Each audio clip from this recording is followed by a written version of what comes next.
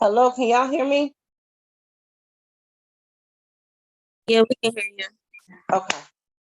All right. So we finna niggerize this right quick. Oops, excuse me. I am live. I had to remember not to say certain things. I can go in and take it. So since life wants to be difficult and Zoom won't connect to Facebook, the alternative. Hey, Sharondia, you on mute too. The alternative is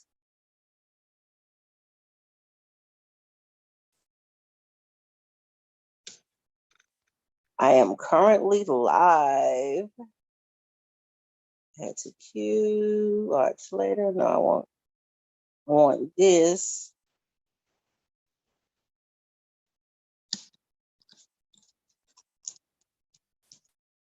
Okay. Dismiss. Now, where is my Facebook page? What's the platform that we're doing? I know it's Facebook, but how do you We get to normally it? do Facebook, but right now the system is acting real crazy with me streaming to Facebook. So I'm Yeah. going into the Facebook group now to put in the link to live streaming for YouTube because YouTube Oh, is up.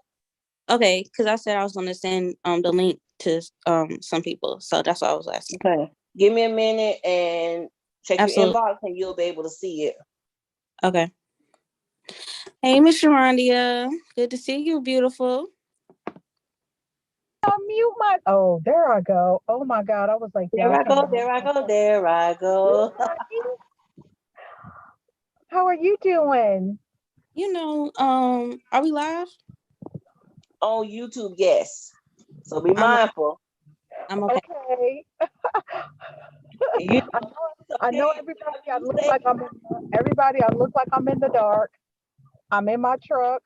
I just got off from work, and who turned off all the lights outside? Because it's dark as crap out here. And I was like, I'm late for doing what I got to do because my clients wouldn't get off the table. Where are you?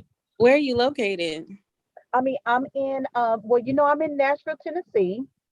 Okay, so there are no lights out there. Got it. No, no, it's lights, but it's like when I went in this morning, it's like daylight. The birds are chirping and everything. I Mm-hmm. started, it's 5:50, and I'm like, it is dark like midnight out here. Mm. That time change. I know I've gotten used to, walking out, and I still got a couple of hours of daylight. I was gonna go grocery shop. Y'all was gonna see me grocery shop, cook, and everything tonight. Mm. But that is not going to happen. I'm going to take my little butt home and Right. talk to you good people. Right.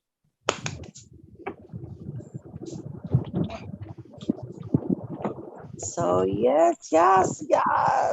Let me know when y'all ready to get started. I am going to mute myself. Okay. Okay. Well, you got a few minutes before I'm ready to go Okay. Just let me know when in. you're ready.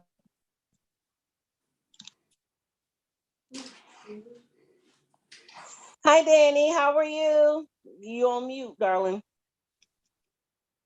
Hey. Hey, Miss. Hi. B. Okay, wait a minute.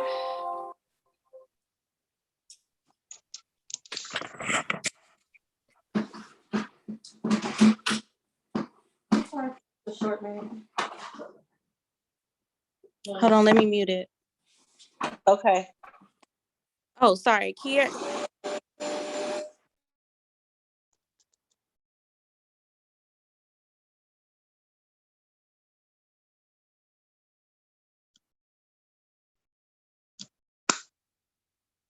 Okay.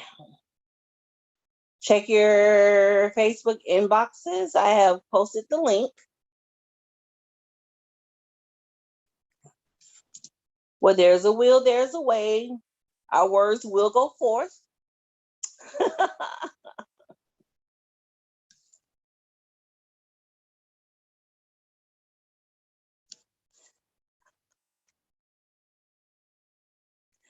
So we have just a few more minutes and we're gonna get this thing together.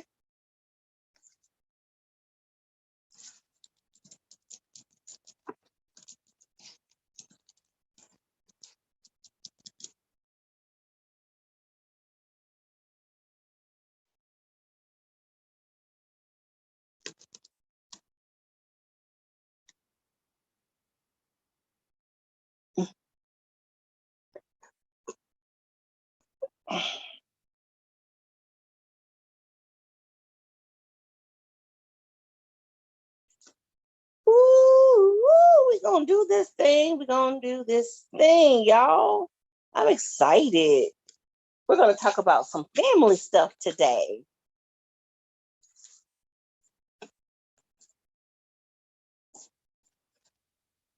It's gonna be all nice and fun and stuff.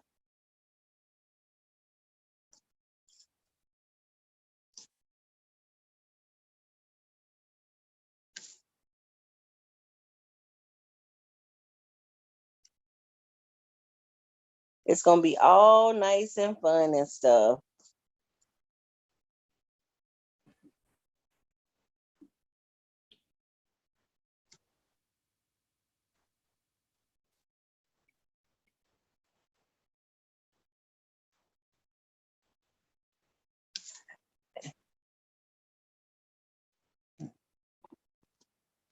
Five minutes.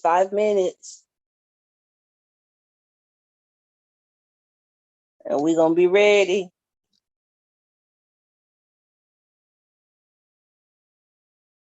Facebook want to change stuff around. I don't know why they playing with people like that.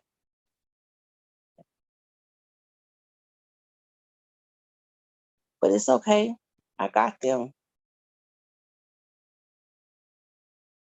They gonna stop this show. Y'all, I'm just talking. Y'all are so quiet. That is so nice to y'all. But y'all something. I know I'm a little crazy, but y'all ain't helping let me talk all by myself. Because y'all know I can have great conversations by myself, but that's not what we're supposed to speak to in.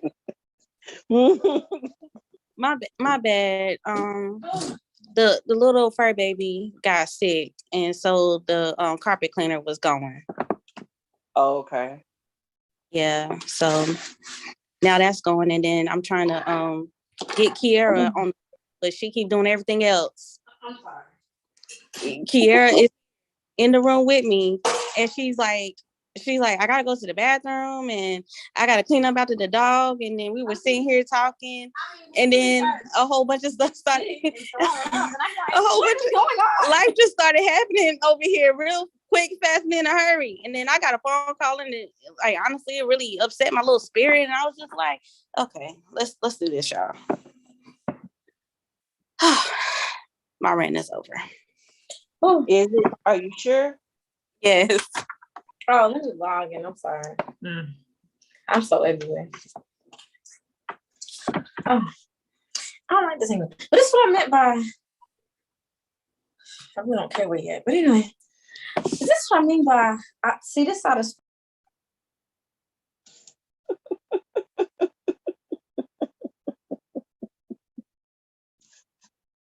Okay. Y'all, when Kiara get on this webcam, can y'all please type her up because her curls are beautiful and she complaining about them. what say the host will let me in soon. Oh, she let me in. And I'm over here like, girl, I ain't even got no curl pattern. I'm gonna need y'all, both of y'all, to rest y'all nerves on today. I'm sorry, I'm having a moment because my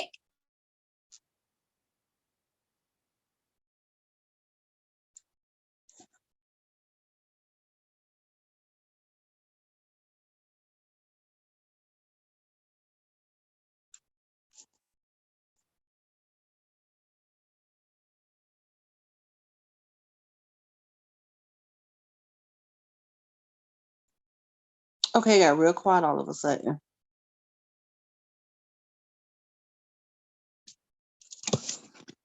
I thought that was just me. Her Okay. volume went out or something. Everybody's volume went out.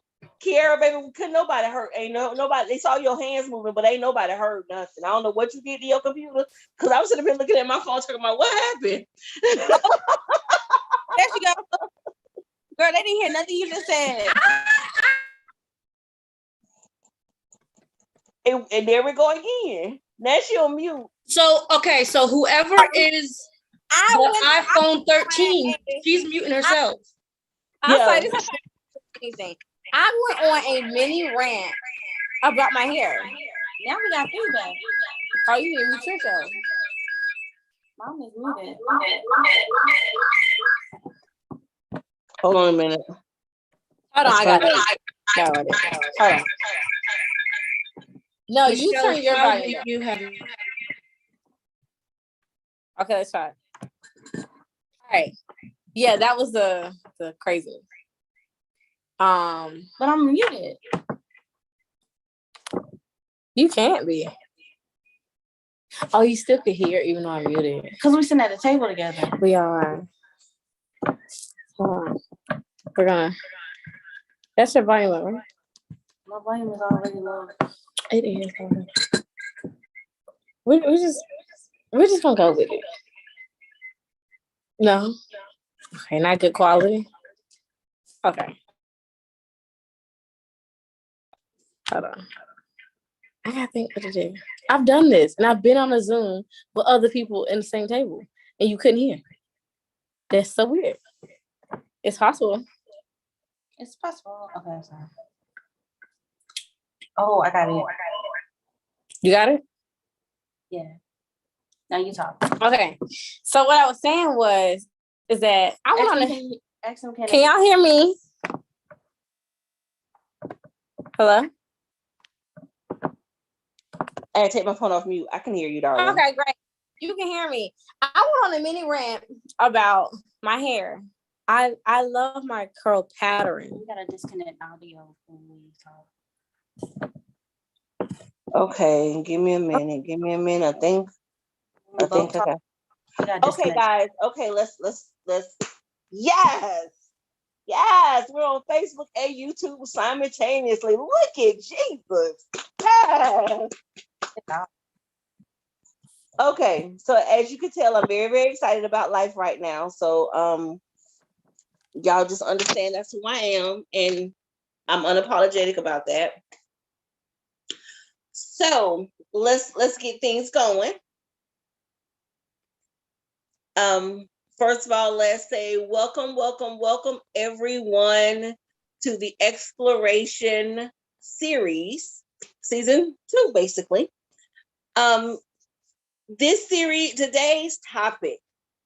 First, let me introduce myself. I'm Author Michelle Warren, the moderator for this, and we have on our panel, as it stands right now, Miss Kayla, Miss Sharondia, Mr. Julian, Miss Danielle, and Miss Kiera.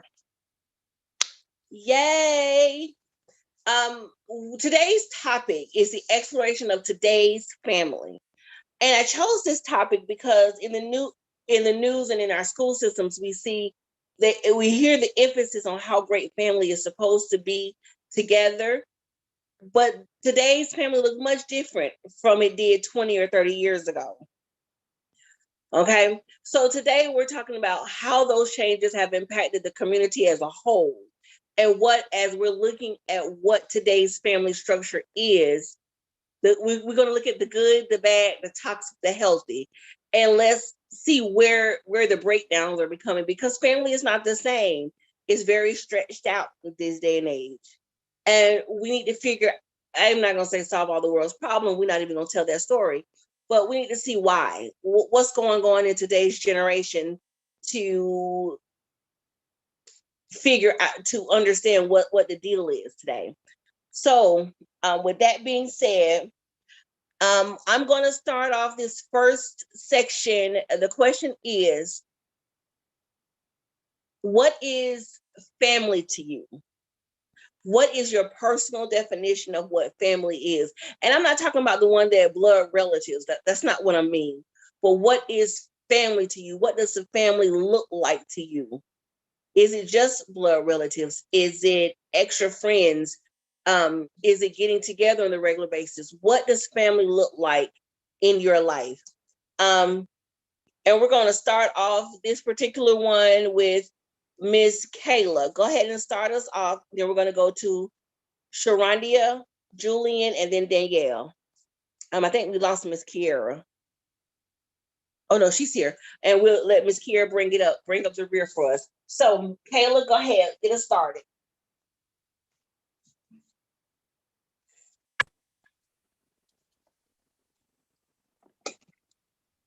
Okay, so family.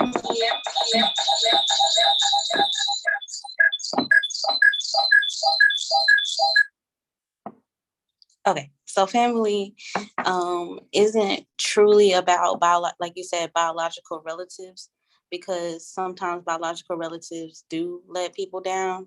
Family is about those people who truly support you and care for you and are there for you in the time of struggle and need, not just financially, but also emotionally, spiritually, mentally as well. Family can be a friend, family can be a godparent, family can be anyone that you let into your space, to your intimate space, to truly see your vulnerable side, and who you call to celebrate those huge milestones and those very low lows. So family, all family structure can become complicated, but also it can be very much simplistic.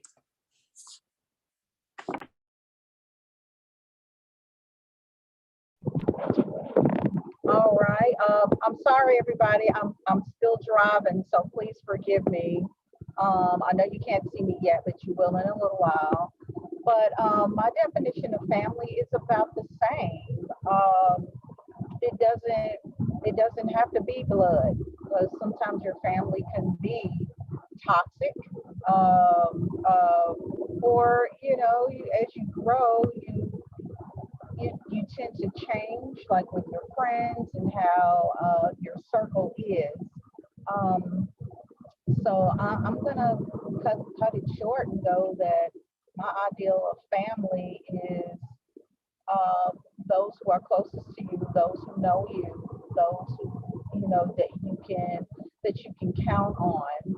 Um, uh, yeah, again, I'm gonna repeat, not just money wise, but just having a lending ear to talk to, or just having um, someone to cry with you. Hold your hand and tell you that either it's gonna be all right or it's all the way fucked up. So yeah.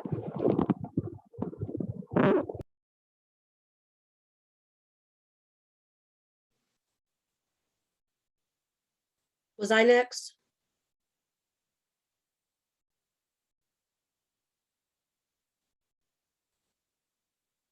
Okay, you're muted. Okay, I guess I'll go. I Sorry, see your I just lips. realized I was muted. Yeah, it's your turn. Okay. Good evening, everyone. So for me, I mean, both ladies basically summed it up, but it's a genuine love, support that is mutual, not just one way, because you can't just give your all to somebody and be like, okay, that's family. But it's like a mutual love, support, genuine love and support. Your cheerleaders, those that are going to be honest with you, those that are going to lift you up, those that are going to tell you when you're making a mistake, help you, guide you through along the way.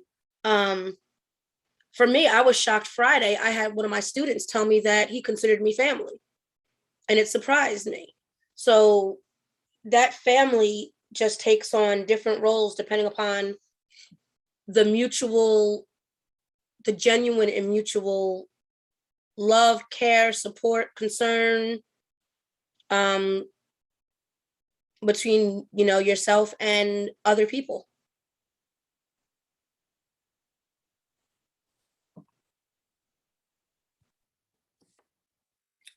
Is it my go? We can't hear you. Your lips are moving. We can't hear you. Okay. Go ahead, Kira. Hi. Can everybody hear me? Mm-hmm. Oh, I didn't know if y'all could hear me. I was gonna piggyback off a little bit of what everyone else said. which is really reality. Family does not have to be really blood to be family. For me, I've had a really rough family, I guess I would say closeness.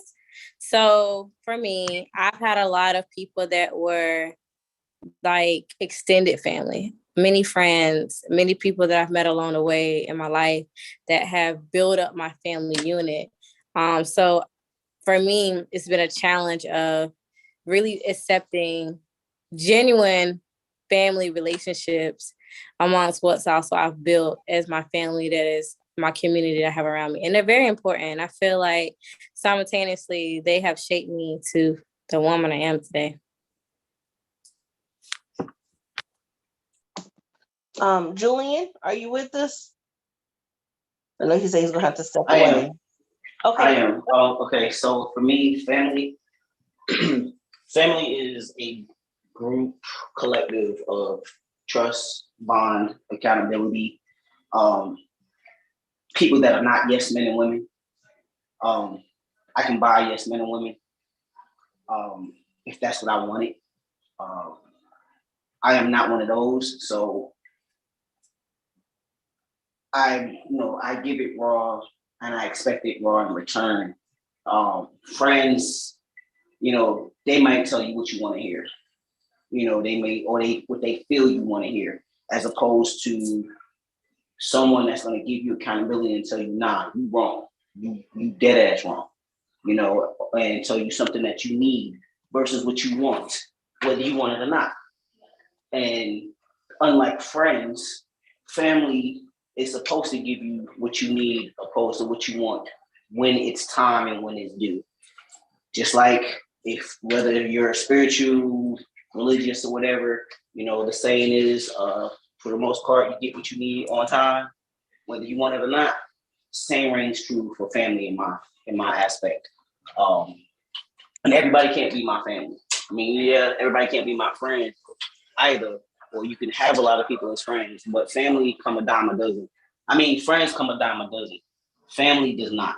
Um, for me, I hold family very near and dear to me. I'm gonna rock with you to the end. I'm gonna go to all ends of the earth, the universe, whatever it is, for my family. And with family, I know that beyond a shadow of a doubt, for me, my family is going to do the same. They are willing to give their last breath for me. I am willing to give my last breath for my family. And outside of that, you don't reign supreme with my family. So that's what family is to me. So, and then once you become my family, or I've included you into my family circle, there is no, oh, you got on my nerves today. We not family anymore. No, this is till death do us part. That's what family to me is. Okay. And for me to answer the question, I'm like Julian. Family is not always blood, because I have people that are related to me by blood that I don't necessarily associate with on a regular basis. But I have friends and people that I've come to call my sisters and brothers, who are closer to me than any other person in this world.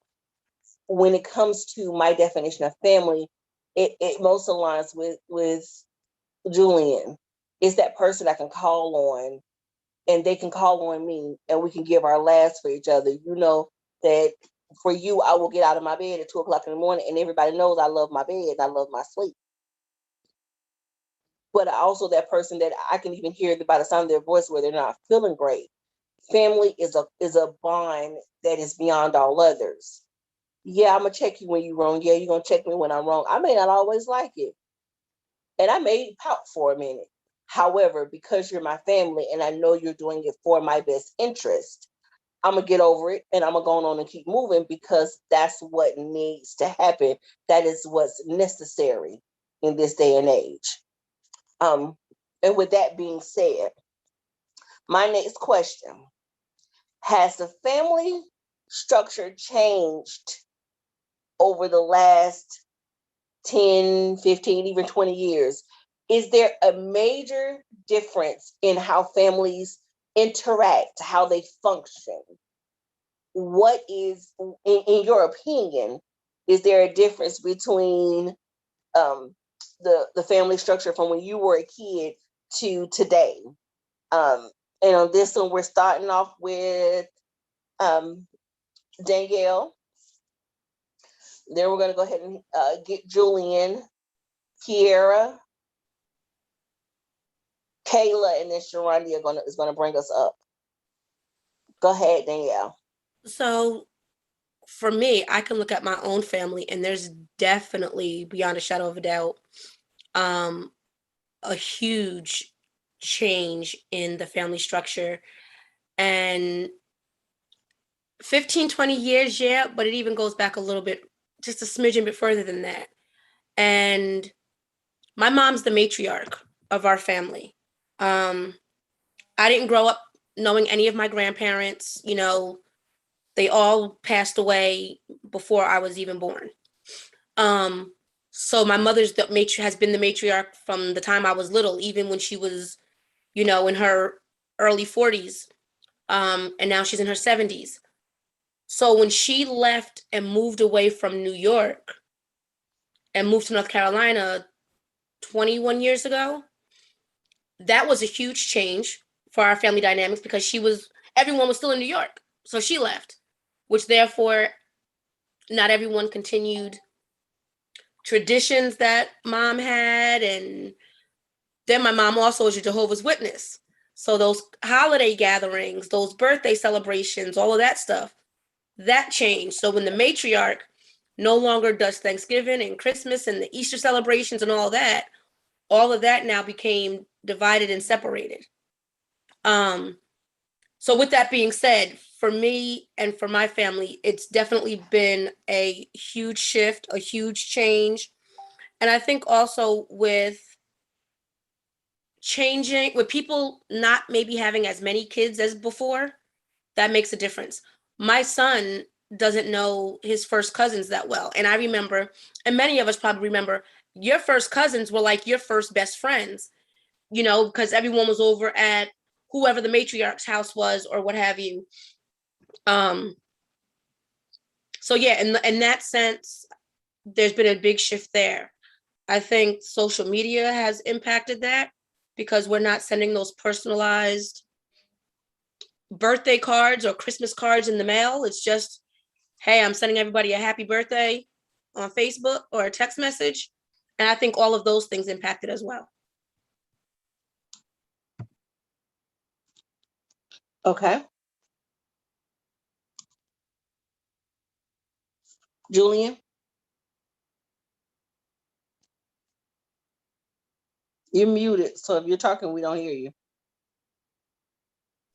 I'm sorry, is it my turn? Am I supposed to, what am I supposed to be saying? Okay, what was the question? Repeat, please. Okay. Has the family structure changed over the last 10, 15, 20 years? And he put himself up on mute. I would say it has. Overall, for myself and probably for the bulk of people, just because the way society looks at family as a whole nowadays have changed. And then I will say with the structure of how minorities, African Americans, and such look at family as a whole, structure has changed also.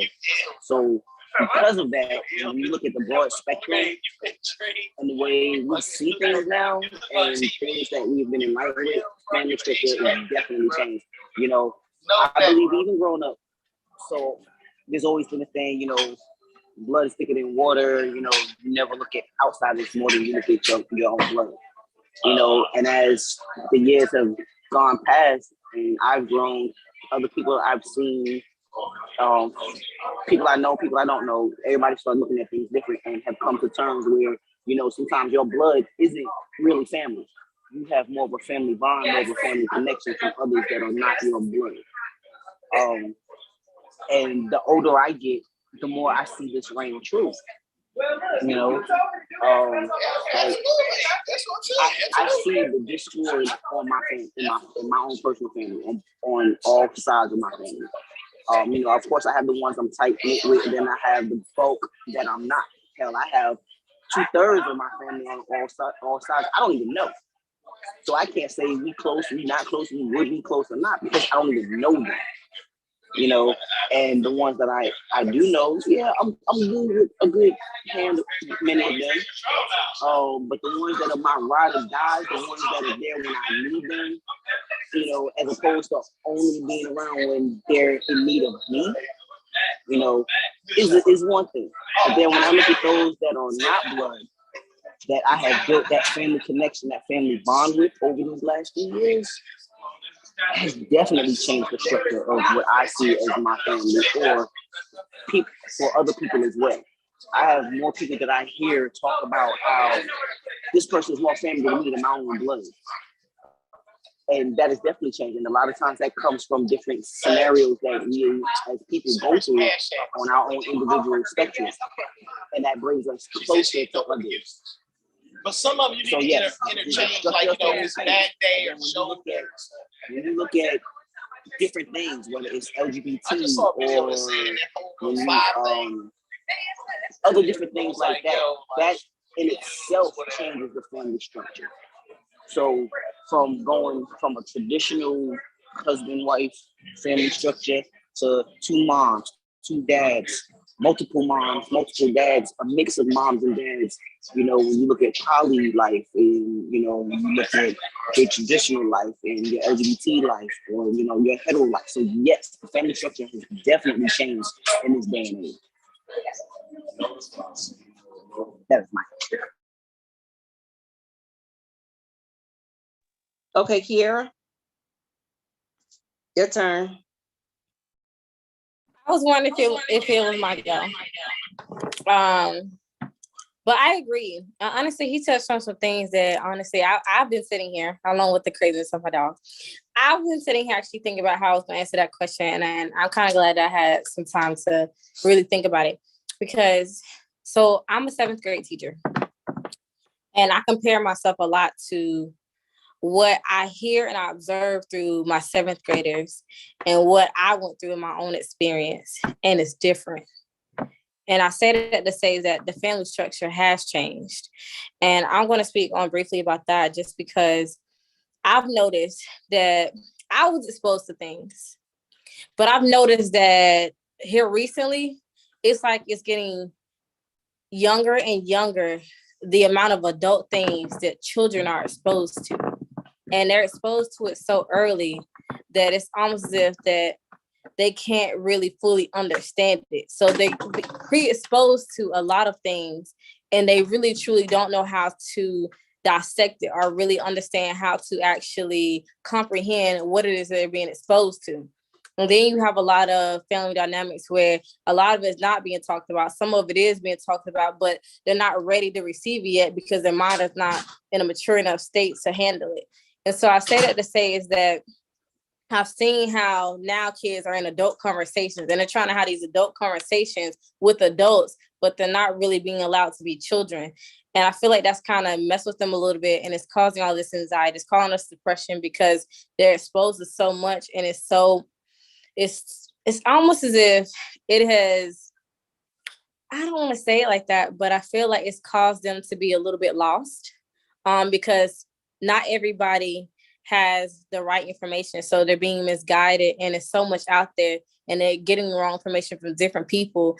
And so I say that I see that side. And then I was listening to the last speaker, and he made me think about how when I was growing up, co-parenting wasn't really a thing. That word wasn't even thrown out there. So now you have kids on top of everything, they're being exposed to everything so early. Then you have parents that's trying to co-parent. And now it's like we're kind of creating this fantasy of this is what a happy family looks like. And some people, I do see people that have effectively co-parented, but sometimes I feel like if it's done the wrong way, then now they're kind of in a fantasy compared to reality. And so that's my experience on how the family structure has changed. And I feel like that has a major impact on our youth. And I think about, like I said, myself, And I think about how I experienced some things, but to me, it seems like it's getting younger and younger. As far as the LGBT community, it's happening in elementary schools now. It's in middle schools. And so it's like literally these kids are in the hands of the world, and the world is raising children instead of families. Hopefully that sounds like what I was trying to say. So that's the base of it.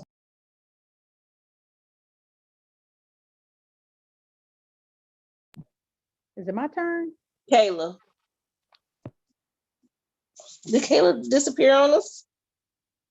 There she go. I'm here. So repeat the question. Okay. You said repeat the question. Has Yes. the family structure changed over the last 10, 15, or 20 years? Yes, the family structure has changed over the last 15 or 20 years because family dynamics have changed. So no longer are we seeing just parents raising kids. We are actually seeing grandparents and great grandparents actually raising kids. I have a client. She's actually 90 years old, and every time I interact with her, I'm like, somebody else need to come get this baby. Yeah. The baby is 16. I said, somebody else need to come get this.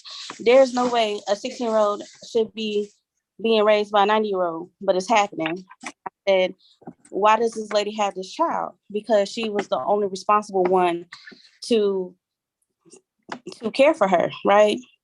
And she's now going through her own tribulations because her husband is still living, and now she's his caretaker. So what are we going to do? Because you have, not only do you have grown children who are old enough to have grandchildren, you have grandchildren who can take care of your great grandchild. You see what I'm saying? It's a whole lot that can go into it. My mom was actually raised by her grandmother, my great grandma, and my grandmother was actually living somewhere else. I think she was living in New York for a time. And so my great grandma raised my mom and her siblings. And so I was raised by my parents in a 2-parent household, but still family dynamics have changed. So we're seeing sisters raising their siblings because of the age gap. We're seeing aunts and uncles raising their nieces and nephews because of a certain age gap. We're even seeing cousins and aunts and uncles raising other people's children because of different situations. So family dynamics have changed. Like it's different because I think I seen an article where a 22-year-old took in a sibling because their mom just wasn't able to care for them. So it's just the difference of how family dynamics have changed. I actually have my ex, he was raised by his great grandmother until she literally was not healthy enough to raise them. And then he went into foster care, and that's who he calls mom. It's the lady who fostered him from the time he was maybe 13, 14 until now. So when things happen and big things are going on, that's who he goes to say, hey, this is what I accomplished. Hey, this is what I did. That is who his child knows as grandma.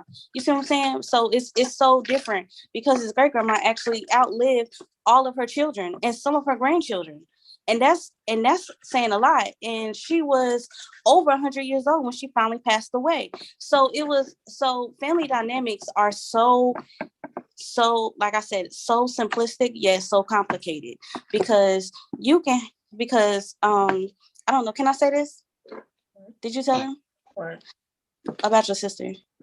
No. Can I tell him? Or you want to tell him? No. The age gap. Oh yeah, that's fine. Kiera has a sister who's 20 years her senior. So that's kind of like a family dynamic that I ran into as well. So it's so different, so vast, so broad, so complicated that family dynamics have changed so much. And also, like someone else said, we can't even go back 15, 20 years. We can go back further than that to like the 70s, to where people have been raised by like what I call non-parent caretakers.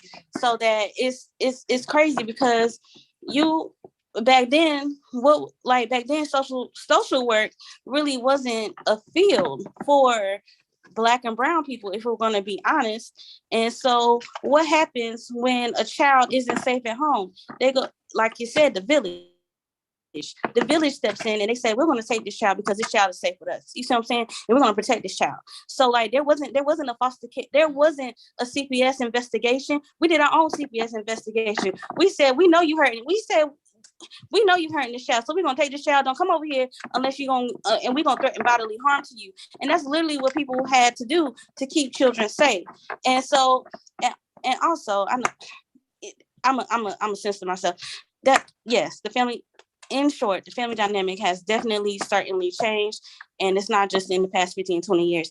It's changed more drastically in the last 15, 20 years, because now we are opening up adoptions to same-sex couples. We are allowing same-sex couples to go through surrogacy and have their own biological children. And we're also including in different family dynamics, and saying like Wayne Brady is helping raise his ex-wife's child. That's a family dynamic that nobody has heard of. They lived in the same house. Yeah, they lived in the same house and they were divorced. Like the boyfriend, the ex-wife, Wayne Brady, and his significant other, all lived in the same house. That's a family dynamic nobody has ever, but it works. It works. So. Okay. All right, Miss Sharondia.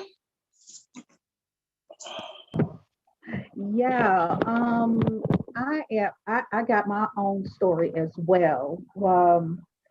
I was raised in a family of women, great grandmama, grandmama, mama, auntie, brother, sister. My grandmother's sister lived 2 blocks away. She had 9 kids, so yeah, I knew my first cousins and stuff, and yes, they were my first best friends and everything. But once I think that dynamic broke once my great grandmother passed, and then when my mom decided to move to Tennessee, it really changed. It was like all those traditions that we had, getting together, Christmas, all kinds of stuff, getting together for every family thing that happened, broke down. So when we moved to Tennessee and I grew up here and I got married and had my 2 children, I did something in my family that had never been done. And what I did was, when I divorced my husband, he got the kids. Now there was nothing wrong with me. I was broke, and he had the financial means to take care of our children. But the women in my family were so angry about that. And I'm like, why are you all angry about that? That's their father. He should be. That's the way it should be. And then our family dynamic changed again when he got married again. So his second wife came along with her then 15-year-old daughter, who we found out 6 months into their marriage was pregnant. So they're kind of, and then my 2 children, so they have my 2 children. Her girl is now pregnant, and the only thing that I could do was to tell the wife, hey, you know what, we're family. So if you need some help, I got you. This woman, I have to say my ex-husband's second wife was truly a godsend to our family. She helped us to raise our children. And as a matter of fact, my daughter will be 29 next month, and she's still in the family, even though they divorced. And we kept her because she became such a vital part of our family that when her daughter died at 33, and I'm sorry if I get emotional about that. Her daughter passed, and when she passed, I ended up, of course, supporting my children, supporting her, supporting my ex-husband. I went to the service and everything, and people kept asking, "Who are you?" Because they thought that my children belonged to her. And she quickly put everybody in the whole entire room in their place. She just told these, we are their mothers, and that's all y'all need to know. Um, and I mean, my dynamic, my family dynamic is really strange because I still invite my ex-in-laws to family functions.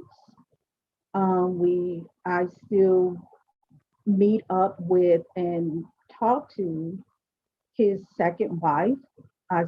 He and I have still we have a close relationship, and that's what my children have seen. They didn't see us fighting because I didn't want them to have that, but then I didn't want them to have that fantasy of this is the perfect. No, it wasn't perfect because we did argue, fuss, and fight, but um, we tried not to put that on the children. Um, and I'm very proud of my family and the folks who have joined me. I collect people along the way. Some stayed, some haven't. So when you ask the question of has the family dynamic changed? Yeah, it has. It's changed so much so because it's still taking a village to help with these children. Um, yeah, that's pretty much what I have to say. Thank you for letting me speak. So for me to answer the question, it has absolutely changed. And like Kayla said, even further back, um, I was raised by my grandmother. My mom had me at 15. So, and then her life took a turn to another space. And my grandmother had to raise me.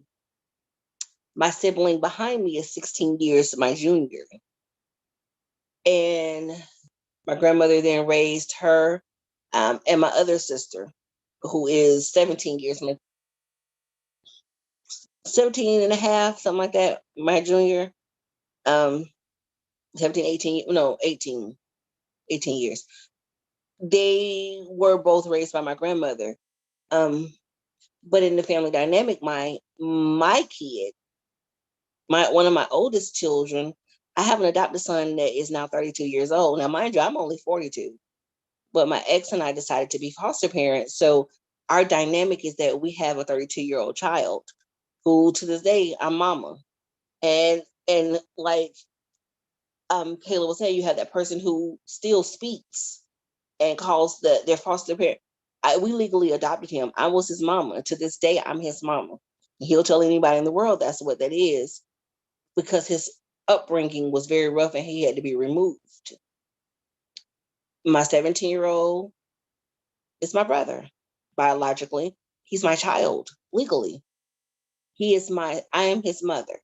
I am the one that rolled out of the hospital with him because my mother, again, was an addict. But that was part of our journey. That was part of our life. And even when he drives me up a wall, that's our family dynamic. My ex and I married, divorced, all of that good stuff. So my family dynamic, however, at this point, is because I am a lesbian woman. I have a girlfriend. If I decide to get into a marriage, it will be two moms in the house. This is how this is going to be in our life. But there's a lot of communication that had to be involved with getting here. Me and my ex and our great, like Sharonda say, we had our moments where we fight, fuss, and cuss. The kids didn't need to see that, but we did. Now we get along just fine. He occasionally irk a nerve, but me, him, and his wife get along wonderfully. His wife is a beautiful soul. And I can call her and have a conversation with her and never speak to him some days because we understand that one, I'm no threat. She's no threat. She's not trying to take my kids. I'm not bothering with her husband. Everything that has happened. So our relationship is, can we co-parent? And that's a real deal for us. Co-parenting is a real deal for us. We make sure we have each other's back. Love them to death. If they know they needed me, if I got it, come on, let's do it. But that's the way it had to be in order to get to a new generation. Because to Kiara's note, so many of our children are in adult situations where they should not be because the family dynamics have changed. You have a group that wants to laugh at these kids when they're doing things instead of saying, no, that ain't it. 20 years ago, 25 years ago, you came in the room with adult conversations, you were immediately sent out. If it's not your business, goodbye. Go play with the kids, stay in a child's place. And that has been lost for this generation. We have a lot of children that are taking adult responsibilities. And it's different from us. When we were growing up, yeah, we had chores. So we had to clean up and pull the food out and do this, that, and the other. They were chores, but our parents were the ones that ran the house. And this day you have kids that are taking care of everything. And their parents have no clue what's going on. And it's heartbreaking. So that's my little 3 cents for that one. Next question. Everybody. Huh? I think we started speaking. You got it good to us. And picking back off of like honestly, I remember as a kid, like honestly, it was like stay out of grown folks' business. Like you were not allowed in the same room with adults. Like it was like the kids' table. It was the kids play in this room. You don't intermingle. And now I was talking to her. I said it's not funny, but it's like kids, like the oldest sibling is one running the house, and the parents are off like a supervisor and they the workers. And I was like, that's what's going on. And it's so crazy. But as you were talking and I'm hearing this topic, it's this random segment I saw on Netflix. It was called Virgin River. And it's about a nurse, which sounds really crazy, but she comes to this small town where she left her home in LA, and she comes to this small town where literally there's no grocery store in the nearest radius. So it's a small family community. And it made me think about how she's trying to fight for them to like bring up to the new age. Versus they're like, no, this is how we've always done things. This works. But I watched her on that show, and I haven't watched it like the whole season. I think I'm probably in season 2 or 3. But I'm saying all that to say it made me think about how back then, when you only had the community, you only had each other, and the family was like that, you see how the bond is much stronger than what we see now because they rely on each other. And it was like, I remember one lady on the show, she ended up pregnant, she had a baby, and didn't nobody know about it. And when they dropped the doorstep, they're like, nope, wait, we're a small community. We're going to figure out whose baby this is. And if don't nobody want it, we are going to raise this child before we involve like CPS in a sense. And so I say that to say is that the show represents that to me, is that back in the day when it was literally a village to raise a child, it's the community that brings these children together. And you see how literally the family structure is family unit, whether you're family or not, we all family. And now that's kind of been broken just because of people are trying to do new things. And it's like everyone's trying to be something that they're not instead of being themselves. And I remember my principal on Friday, she got upset and was like, we've got away from that. As a culture, especially in the Black community, we've got away from literally a village just to raise a child. And now we're doing what everybody else is doing. And you can't do that because that can't apply to everybody. So that's just my little 2 cents. Okay. All right. Next question. Now, because I think it was Danielle that mentioned this, and I'm going to go ahead and go back to it. How much has social media and COVID, not even COVID, how much has social media impacted family? How much influence either seeing what other people are doing or, like she said, losing the basic phone call because everybody's posting or doing this stuff? How has social media impacted the family structure? So on this one, I'm starting out with Danielle because it was her thought. Then we're going to go to Sharondia, then Kiera, and have Kayla bring up the rear. If you don't mind, I just there's a couple of things were said that I want to touch on first, and I'm gonna go back to that. I think it was Sharondia. She was mentioning like the co-parenting with her ex-husband, the new wife, things of that nature. Michelle, you know my situation. And I'm gonna put it out there. So almost 4 years ago, my ex-husband chose to leave 2 weeks after my dad passed away and 2 weeks after I got out of rehab. Come to find out, just a month or so ago, he's been dealing with this woman. He said 2016, but we didn't split until 2018. With that, she's angry at me. I never knew she existed. So in terms of that dynamic of family, he's not allowed to speak to me. So he only speaks to me if he's at work and calls from his work phone.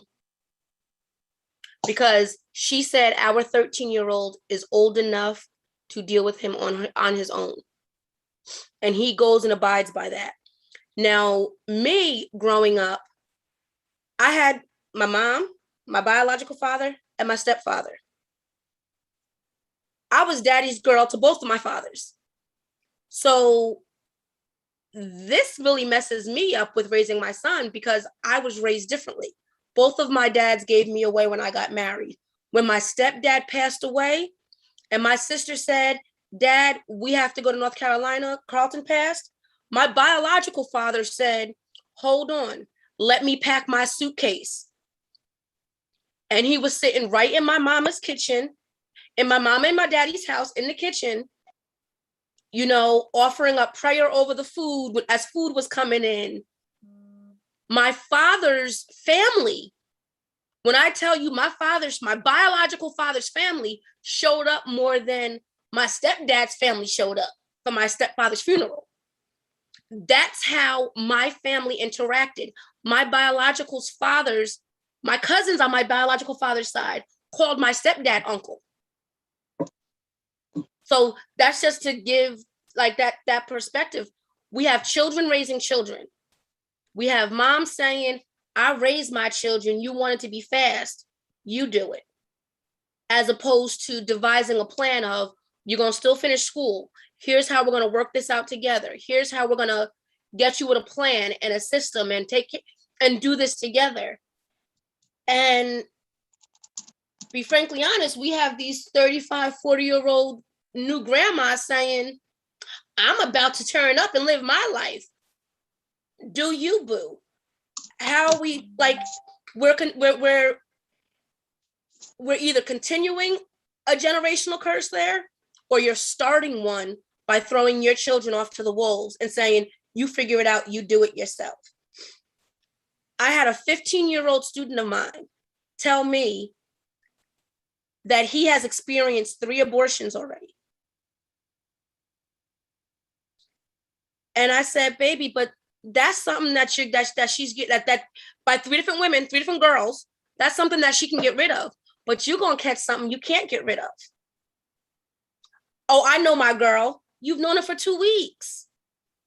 So yes, this goes back to, I forgot who said it, that our children are being exposed to things far too soon, that they have no concept of, no one to talk to them about it. And then that goes down to social media. You're seeing people flashing money, nice cars, nice houses, that, as our pastor says, Michelle, they probably rented an Airbnb to do those pictures. They took different pictures in each room and then saved them with different outfits to keep showing them for a long period of time. They're seeing all of these things that they think is reality. They're comparing their lives and their dreams and their desires to what they're seeing on social media. If I sat here right now, I think only out of 25 students that I have right now, 5 of them actually have, I'm gonna say it the way I'm thinking it, realistic career expectations. Because you got the 3 that all want to go to the NBA, but never played organized basketball a day in their life. You have the one that wants to go to the NFL, and you have the one that's going to make it as a rapper, but he's never stepped in a studio ever in life.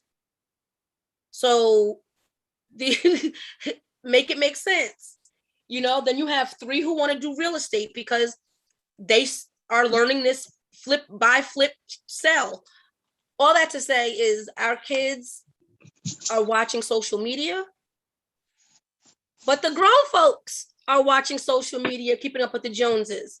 So when mama is walking around with her name brand pocketbook and glasses, and this little boy hasn't had a haircut in 6 months, and his pants are high waters, but mama looks good, what values are we teaching him then? And somebody else, I know there's a social worker, I know there's another teacher in here. That's where we have become more and more of everything else, not just the teachers. We're not just the educators anymore, and we've never have been, but now we are actually more moms. We are more so aunties. We are more so the social worker. We are more so the nurse. We are more so the, come on, baby, here's some lotion. I got your personal hygiene kit in my desk. I need you to check in with me as soon as you get to school so you can get cleaned up before you even go to class. So we, besides administration, we are also having to be the mother, the aunt, the social worker, the everything to every student in our class too. So social media can kick rocks for all I care. And I love that my son pretty much only likes his TikTok and his anime YouTube, and that's it. So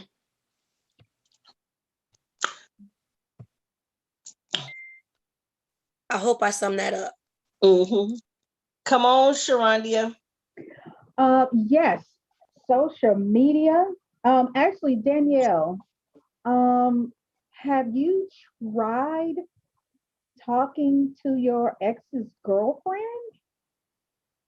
Let's not even start that conversation. Let's not start that conversation because that's a whole nother that has not worked because she has answered his when he had a government job, she would answer the phone and then cussed me out and told me to go have a drink, and I'm an alcoholic and he don't want me, but all that other stuff. Yeah, so that's kind of impossible.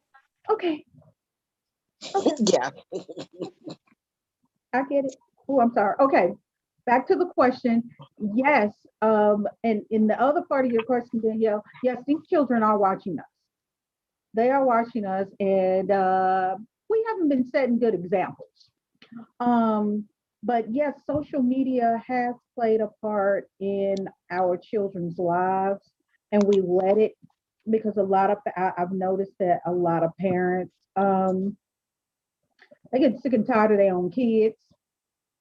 That's why a lot of parents were not coping well during COVID. I had never seen, the comments, they were funny, okay? Because my kids are grown and got their own kids. But I saw so many, how dare these teachers make me watch my own children? And I'm thinking, but at first, I would hear parents tell teachers, you don't know my child like I do. You don't know nothing. But then when these kids started learning from home, I'm telling y'all, the comments that were coming in about their own kids, like the audacity of this child, and how many parents physically apologize to teachers.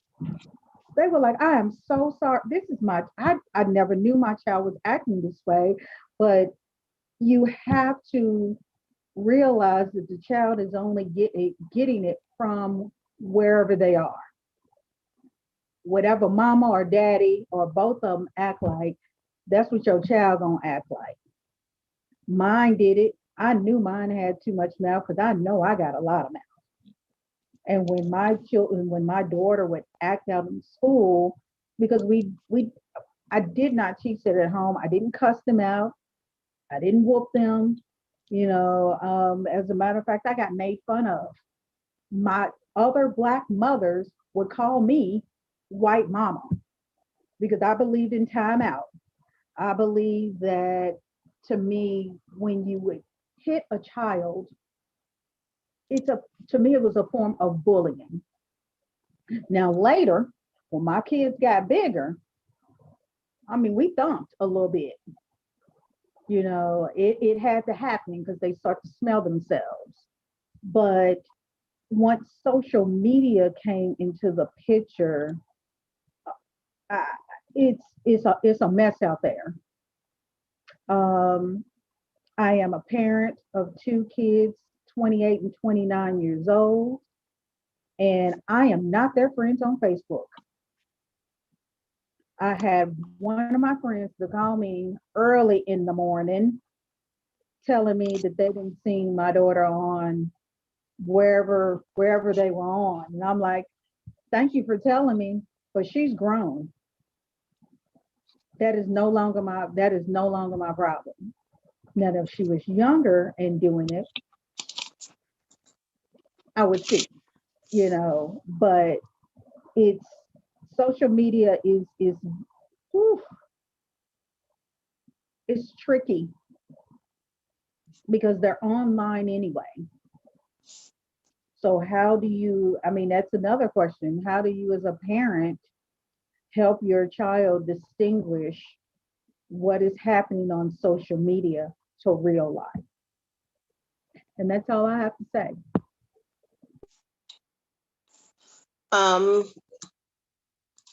So Kayla, come on.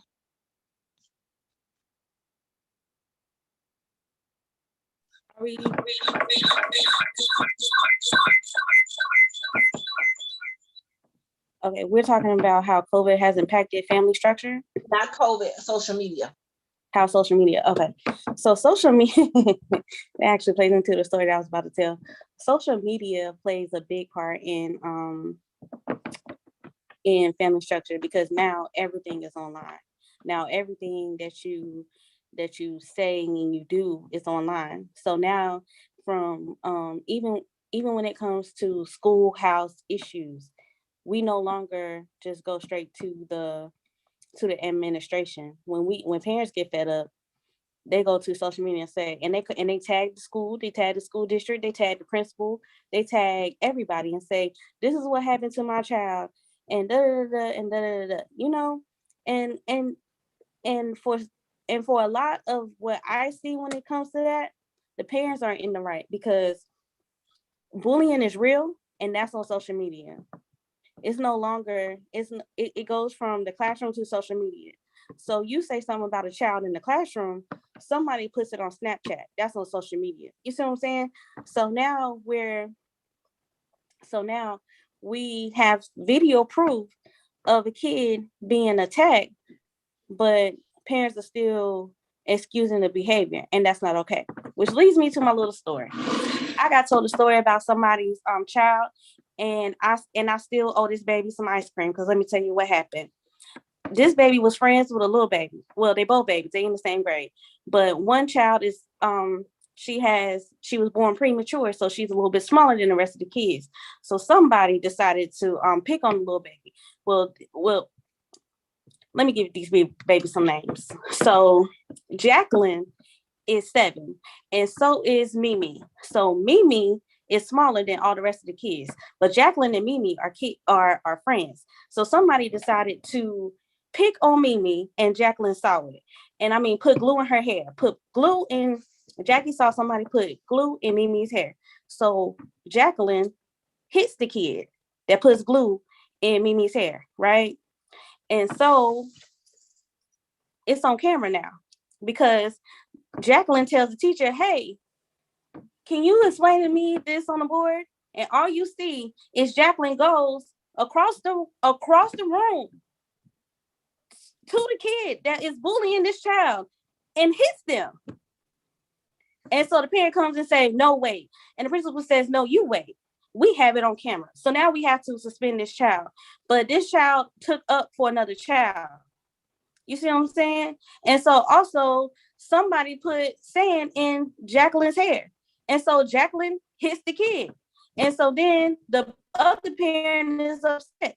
And so so this is how petty parents are. Petty parents was like, well, you want to hit him again? And then the parent walked away, because you're not going to come at me about your bullying child and what my child did to your child for bullying my child.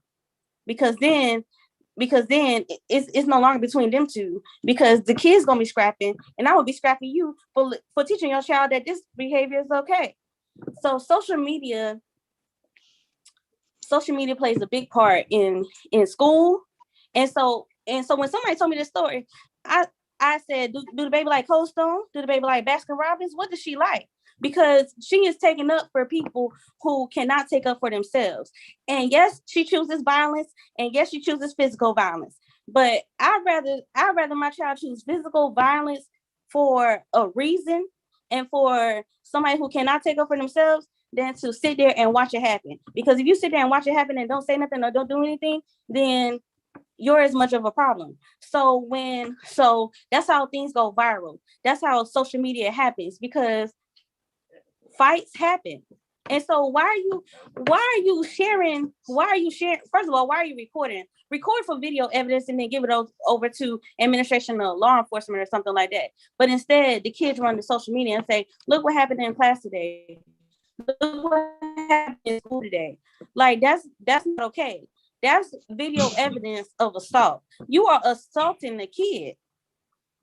You see what I'm saying? Like back when I was going to school, people would just take the 10-day suspension. But now you get charges because it's escalated so much. They don't even 10 days, they need it. They only get 1 day. I'm being for real. They only get 1 day for suspension? And sometimes they even just stay in after they fall. But that's just how that's school I work for, okay? Oh no, my school, no. My that's school, the way it's supposed no, to be. my school district, no, baby. You get charged. No, and you gotta go through teen court. But that's what. Sorry, y'all. Random side. I'm sorry. No, you get assault charges over here. But that's besides the point. That's besides the point. The point is social media, and I'm over my time. Social media has really affected how we discipline children, how we deal with children, and how we believe children. Because now it's like, my child didn't do nothing, but we have video evidence that your child is whooping this other child's behind. But what did that child do to get their behind whooped to my child? Probably nothing, because like, it's not a fair fight. You see what I'm saying? If a child is curled up in a fetal position and your child is just wailing on them, that's not a fair fight. You see what I'm saying? Like violence happens. And sometimes for no reason in schools, like for petty reasons or whatever. But bullying happens, and bullying is put on social media, and then it's escalated. And then that's how we have all of these things happening to these children because of bullying and social media. Because now it's not just the school bullying this child, it's other people, children from other schools in the district or other state schools, and saying, oh, look at this person's ugly and all of this. Social media has really escalated the emotional violence put upon children. And that's not okay, because now the parents who are encouraging this behavior are not being held accountable. And that's not okay, because we need to hold the parents accountable for their children's actions, and also hold the children accountable for their actions. Because how you gonna let your child say all of this stuff to my child? How you gonna let a child say anything like that to a child, period? And that's where the village comes in. Because I'm gonna say this and I'm gonna be done with it. I really wish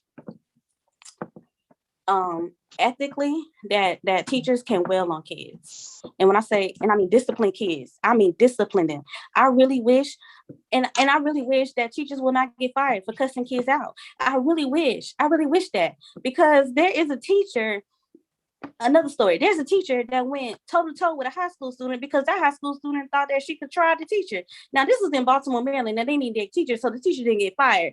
But also, that student ain't never try that teacher again, because baby, we almost in the same generation. The teacher was maybe, I think, less than 25 years old. Like the teacher was 22, teaching high school students. They the same size. It was a fair fight. I seen it. It was cool. It was cool. They was going blow for blow. Nobody broke up the fight. They just let them fight. Nobody broke up this fight. They just let them fight in the Baltimore school, like going into lockers. I mean, throwing blows. I'm moving back. I'm moving back to Baltimore for that kind of live action. I'm here for the live. I am here for it because these kids need it. Like I really, like this is probably why I'm not a teacher right now, because I really was debating on going into the school system, because I was a kindergarten volunteer and I was there almost every day from like 9 until 2. I put the kids on the bus. I was there for lunch and like all of that, recess, all of that, right? And so I said something to a kid, and the teacher was like, and the actual teacher who gets paid to do this said, "You can't say that to the kid." I said, "What they gonna do? Fire me?" I said, "What they gonna do? Fire me?" And then the kid came to me with some foolishness, right? I was like, "The worst you can do is ban me from this school. That's the worst you can do." She didn't ban me. She didn't report me. Amen. But the kid came to me and I said, the kid came to me with some foolishness on his paper, and I said, "Make it make sense and then come back to me." They're 6. They were 6 at the time in kindergarten. And I talked to them like this. "So what you think I'm gonna say to a middle school baby? No, but they acted right. They acted right with me. You see what I'm saying? They tried me a couple times when I was new. But once they knew that I was there for real, and once they knew that I was like a for real volunteer, oh, them teachers put me everywhere. Like I wasn't even just on kindergarten. I was doing picture day with these kids. I was in the office. I was doing lunch duty. Like they gave me, you know how schools have what is it? The security entrances. As soon as I walk in the door, here you go, so you can go through all the doors. I don't need no key. Like for real. Like they didn't. Like one day I came in, they didn't even tell the teacher that I was volunteering for, that I was even there. They put me in the media center for picture day. Got all the kids together. So like I said, I just want all the teachers to be able to not be fired, because first of all, they censor teachers too much. Like they censor teachers too much. Once you get to a certain level, elementary school, I can understand being censored. I can understand that. Middle school and high school, no, we need to get real with these kids. And one thing I'm gonna say, I live in North Carolina. Let's not do abstinence only sex education, and that's all I got to say. Thank you so much for your time. But what about, and I think you're right about that, but what about this, that thing that was going around where the students were going up to the teachers and like smacking them? I'd have been in jail. They'd have put me up under the jail. Can we talk about that? It was a TikTok. So talk about that. And I related to it by a teacher that said we are from like that, and she was my generation. So she said we grew up on Nuck If You Buck. We grew up on Little John and the East Side Boys, and I just want to expand upon that. I grew up on Nuck If You Buck. I grew up on Master P. I grew up on Lil Wayne. I want you to try me not. Man, I'm NWA. What are you talking about? Thank you. That's what I was going to say. Gerondia, I was going to say that. I'm like, we got raised by the real gangsters. Right. Public Enemy. I will stop your ass. I watched straight out about being a teacher. I really did, because I love the kids. I love teenagers. But as I understood something, they told me I can't talk to them like I talk to my own kids. I don't need to be here. Because I'm going to tell them, because the kids get to a certain point and they, like you say, they smell themselves. So I need to be able to come in here. Let me tell you one goddamn thing and what we ain't going to do in here. Either that, I'm going to come in, I put my gun on the desk and ask any questions, comments, or concerns. No, well, let's begin class. Because I need you to understand that I'm short, fat, not in shape. I'm not chasing you. I'm not, you left the class, Babu. I'm going to put a 0 in the book and get right on going. I got one for you. And that's exactly why. Oh, sorry. Somebody taught me this. My English teacher actually taught me this. They said questions, comments, concerns, fears, hopes, or dreams. Yep, questions, comments, concerns. Cause here you go right here. Cause what we not gonna do is I'm not What gonna we- fight you. And if I have to fight you, I'm picking up the nearest object and I'm gonna break you down right quick. Cause I'm short, fat, and out of shape, and you bigger than me. That's what I told my daughter. When my daughter, she bucked up on me, I said, oh, this is gonna be fun. Because Right. this is fun. Like I have so much aggression in me for work and your father and trying to pay your bills and making sure that you get fed and home safe. And you want to come, I mean, I don't want my kids, I didn't want my kids to kiss my ass. No. But you will respect me. But if you don't come at me like I'm just somebody out on the street, oh, I told my daughter, baby, let's go. I mean, I don't even know how to fight, y'all. I don't know how to fight. So I fight dirty. And I didn't tell my daughter. I said, because baby girl, you won't even, I'm not even gonna warn you. It won't be no we walking Whatever up I pick up, exactly. Whatever I pick up. we ain't circling around. Whatever is near me, that's what I'm gonna fucking mollywop your ass because I'm not gonna give you a chance to whoop on me. And I'm no mama, you came out of my coochie. Like what? Like physical pain. But I told them, I said, I'm the one that y'all will be seeing on the news talking about it's a damn shame. Did y'all hear that? The surgical remove her foot out his ass. Did y'all see that? Oh no, I got one for you. I got one for you. My cousin threw Yankee candles, not Yankee candles at people. Try her. And she won't little. I'm little. I'm 4'11". She threw Yankee candles. This is Yankee candles at people. Now, what I'm not gonna do is try the black woman who grew up in Germany and throws Yankee candles. I'm not gonna do that. Now, one of the great things I have to say is working at an alternative high school. There are some things I can get away with saying and doing because we're in a smaller environment. So my boy, well, mainly boys. Right now we got 3 girls, and girls disrupt everything. All the whole thing. They still, most of them still want that nurturing and that mothering, but they still got to act like they the hardest thing on the streets. Now, I won't hold you. I've had some boys come through this program who got some real clout on the street for real. But we've had to assure them that this is not there. This is a different environment. I understand that folks may understand who you are in the building. However, you should not be using your powers for evil. You know what I'm saying? So it's like, if I can get a relationship with the big homie, I know the rest of my students are going to fall in line and be okay.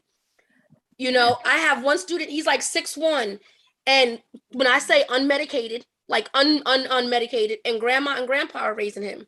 Ooh. Mom's in prison. Mom gave birth to him in prison. Oh my and God.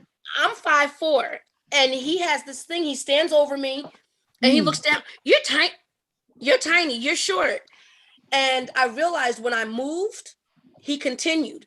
When I stopped moving, and I was like, and I'll beat your ass, and what? Now he comes in, Miss P, hold my chips for me. Miss P, where's my water bottle? Right there where you left it. Miss P, what's my work today? Okay, yeah, because guess what? I'm at an angle where you will never have children if you decide to swing on me. Bam! That was my first thought. I mean, put my hands on other people's kids in front of their parents, in front of their guardians. Like, don't play with me. I put my, like, oh, you want to act up in school? Like, guess where I'm going to get you? I'm going to get, oh, your parents ain't get you yet? Oh, I'm going to get you right now. Your parents came to me and told me that you was acting up in school. Let me get you right here. I don't care how tall you are. And I said, and I got them, and I said to them in front of their parents, I said, will I or will I not put my hands on you? And they said she will. And the parents looked at me like, you really I will stomp a mud hole in your child. One of my boys lives 3 minutes down the street from me. I know where he lives. He knows I live close, but he doesn't know where I live. and he's being raised by dad. Dad is older. And over the summer, it was determined, apparently me and dad are co-parenting. And dad was like, okay. And so earlier this school year, I told dad, I said, I told him to bring me a Switch when he comes in tomorrow morning, and then he'll peel it here in class. And dad said, okay, let me know how that goes, and then I'm gonna get him when he gets home. Okay, tag team. Here we go. You know what, y'all? My daughter, and I do have a son and a daughter, but when my daughter was a teenager, oh Lord, that girl, she was a hot mess. But she decided that she wanted to steal. She didn't need to. She had money. Her daddy made sure she had money. I made sure everybody made sure that they had money. Okay, so that didn't happen. But anyway, she let it happen. So when she had to appear in court, it was me, her dad, and bonus mama was there. And the judge was like, who are all these people? And I was like, I'm her mother. Of course, we went on down the line, and he was like, wait a minute, young lady. I'm gonna do something real quick. He said, in this courtroom right now, how many of you are parents of these children that you're with?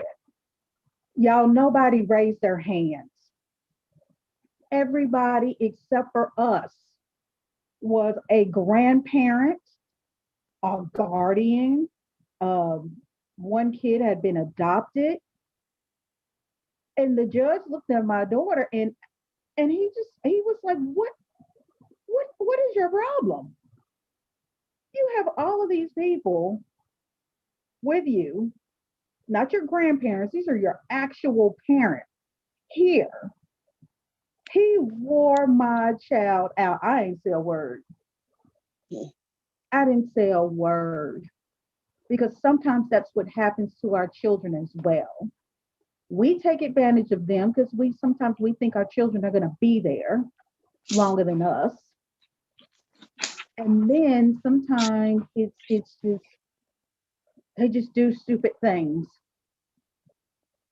You know, and now that my daughter has her own children, yeah, I'm about to be a grandmother again for the fourth time. I told her she won. I said, she won. Stop. I can't afford all these grandkids. Quit it. And she's a good mom, and I'm glad that we have come into a relationship that she actually comes to me. Mama, why did he do this? Because baby, I'm in him, you're in him. Remember what you used to do? And I will bust out laughing in a minute, and she'll go, Mama, that's not funny. I'm like, girl, this is fun time for me. Yeah, like, because you getting you back. Yeah, getting you back. Exactly. But I told her having a family is not, I said, it's not an easy job, is it? She said, no. And I said, the pay sucks. No, this is how I get paid at all. That's what I mean. It sucks. I said, but it can be fulfilling, but you gonna lose it. And that's where the village comes in. That's when I tell her, when you feel like you're gonna lose it, please call me.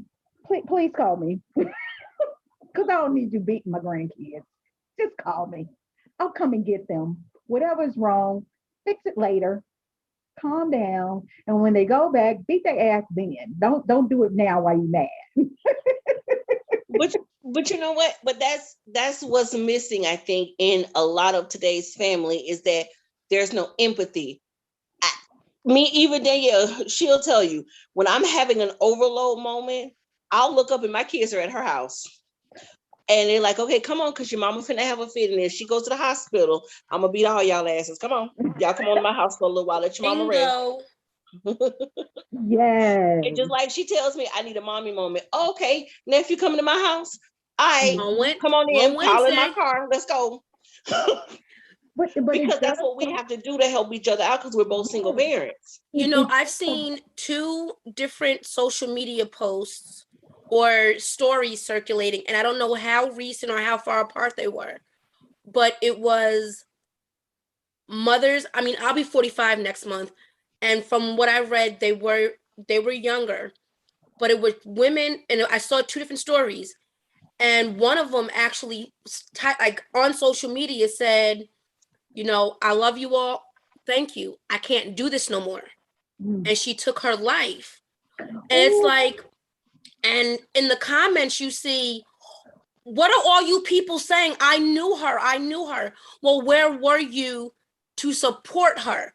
Don't be talking about, oh, rest in peace, mom, or that wasn't fair to your children, or that was selfish. Where the hell were you? We have a little girl in church right now. This little girl is 4 years old. And her mama walks through the door, literally walks through the door, and that little girl is no longer with her. She got, wait, 1, 2, 3. She got 4 aunties. She got mama runs the media ministry. When dad's there, dad's off filming right now for a movie. But when dad's there, he's taking pictures. Mom does all the video. They're busy. And mom's like, okay, 1, 2. Okay, y'all all in play. Okay. Mama didn't know where the baby was or where her coat was until she got to the front door to leave today, because I had her up front and I had her with her coat. And then I had to babysit. I had to babysit the doll baby all through service. All that to say is, where are the supports? And this goes back, and this is a shameless plug. I apologize, Michelle, which is why I started my nonprofit, Birthing a Nation of Men, so we can support single moms that are raising boys. Because I felt like, what the hell am I doing? I don't know what I'm doing. Right. I mean, Dad isn't actively involved. So, but if we go beyond that, and what Michelle's doing with her freedom and things of that nature, we are not islands. We are not built. We can carry the weight of the world, but we're not structured and built to carry the weight of the world. We need a village. We have to too often say, "No, I'm good," because guess what? If I say I'm not, what are you gonna even do about it? Are you gonna tell me to pray? Are you gonna tell me, "Oh, can your mama take them?" No, you're right here in my face. You live 5 minutes away. Why don't you say, "Hey, I'm gonna take your son to lunch. You go take a damn nap." Right. You know what, Danielle, my sister has been like, my daughter might as well have been my sister's child. I just had her. She just came out of my body. But my sister, when I tell you, when my daughter had her first child and she was going through what she was going through with her baby daddy, I didn't know that feeling, because my ex-husband, he never left his children. I even though we were not together, we co-parented.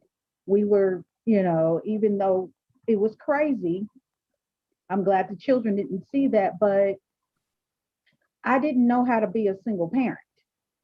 Now my sister knows firsthand. My mother even knows firsthand what it's like. And I had to tell my daughter that. I had to tell her the truth. I said, baby, I really don't know what you're going through. So I'm gonna need you to call your auntie. I'm gonna need you to call your Aunt Kim, because she's going to understand what you're feeling inside. And even with the men, I know a lot of single dads, y'all. And the way they get treated is kind of rough, because you have that generational trauma of the woman should always have the kids. Well, no, because it took 2 of us to have these children. Where's he at? And that's why I always, I'm very proud of my ex-husband as well for uh for raising his children.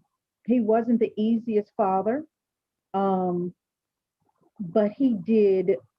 I will give him kudos. And I'm also glad that he had a partner because whew, if he was still single, I think we would have killed our own children. We would have both been in jail for killing the kids. So she was actually Tina was our mediator sometimes.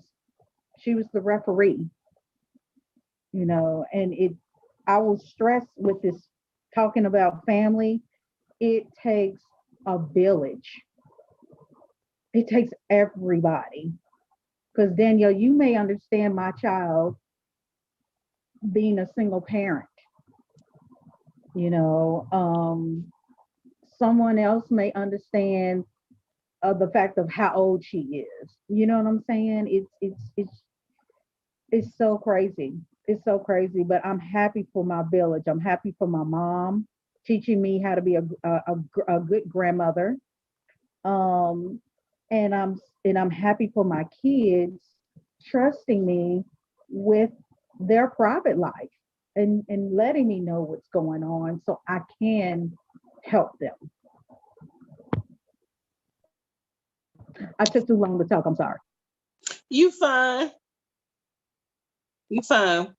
I think Miss Kiera. We're gonna start, Miss Kiera, we're gonna start off with the next question. She don't know it yet. So this next one, because she's her and Danielle, I think gonna see it in a different way because of their the three of them and Kayla gonna see it differently because of their interaction with children.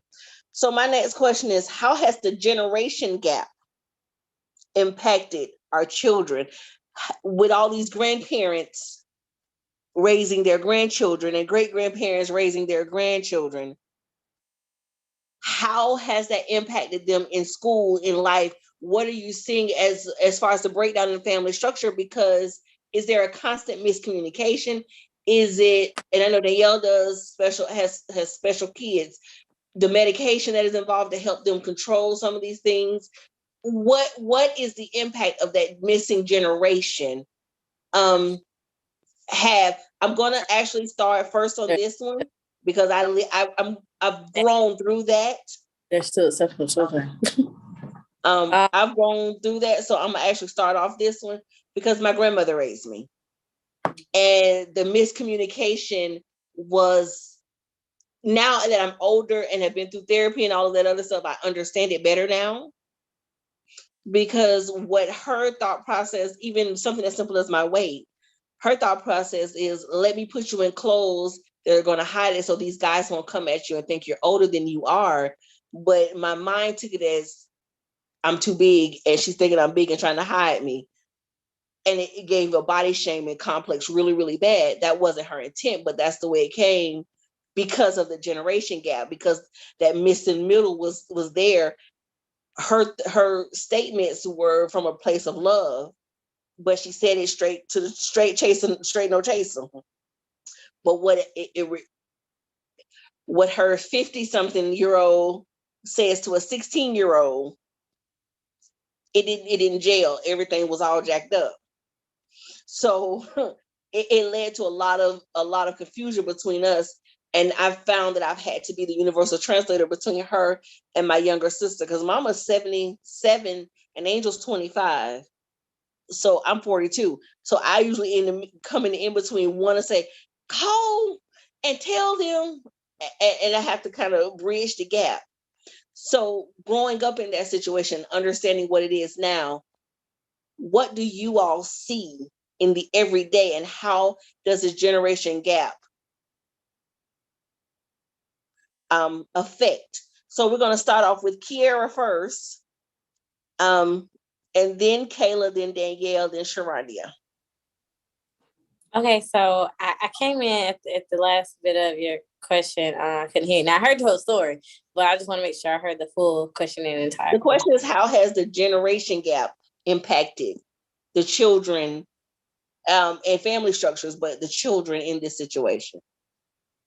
I truly feel like it has impacted. For instance, I'm gonna say myself. My parents, my mom had me at 40. So I grew up with a large gap. Like we had 2 generations between me and my parents.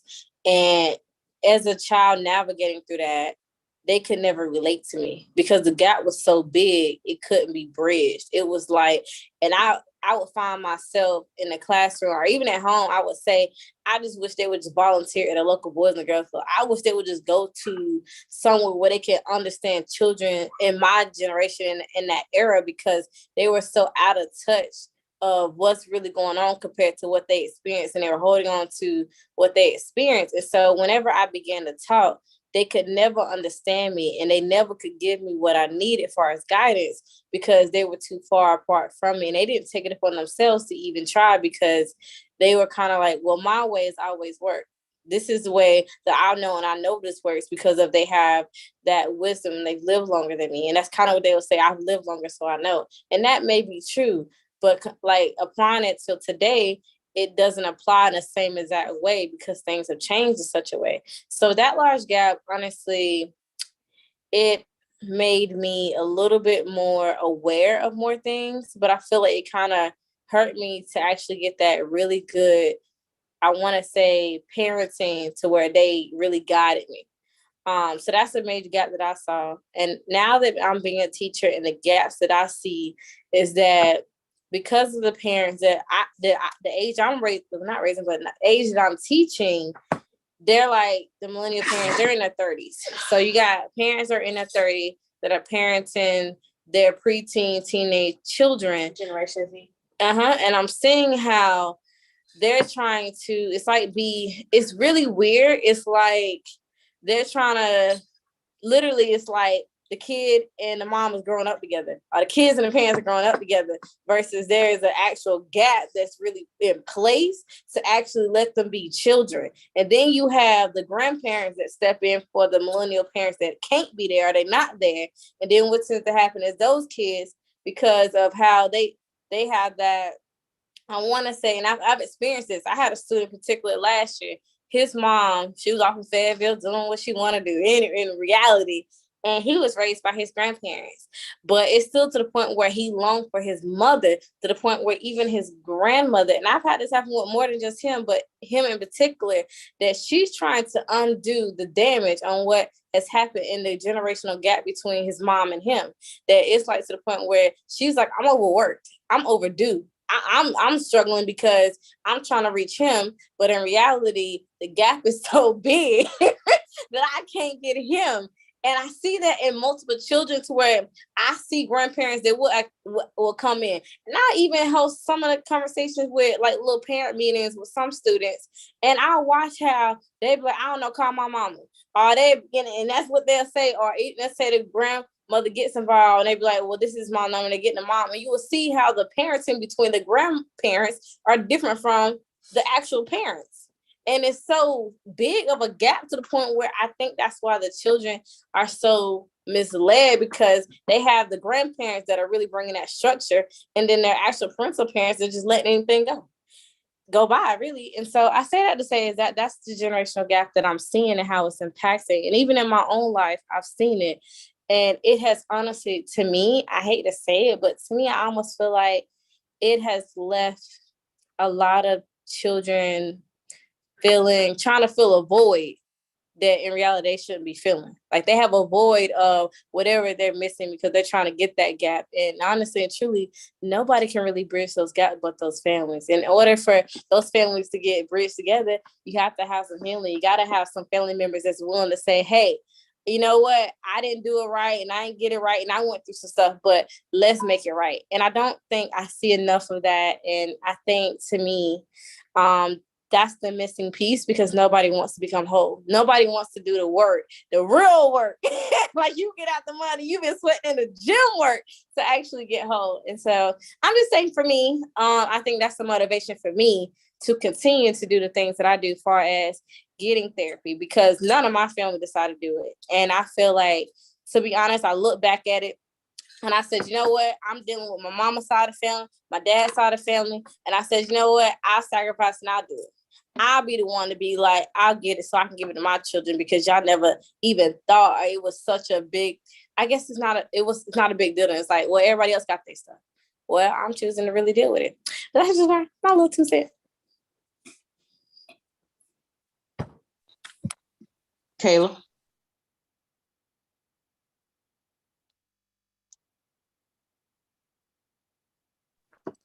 So,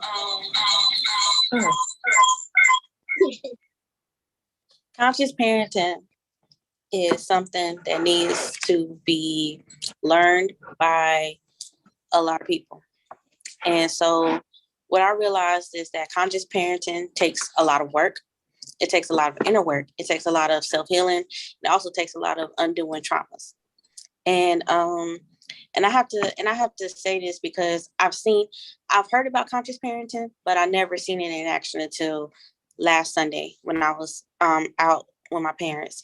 And this baby was screaming, hollering, right? And she was not of the melanated persuasion.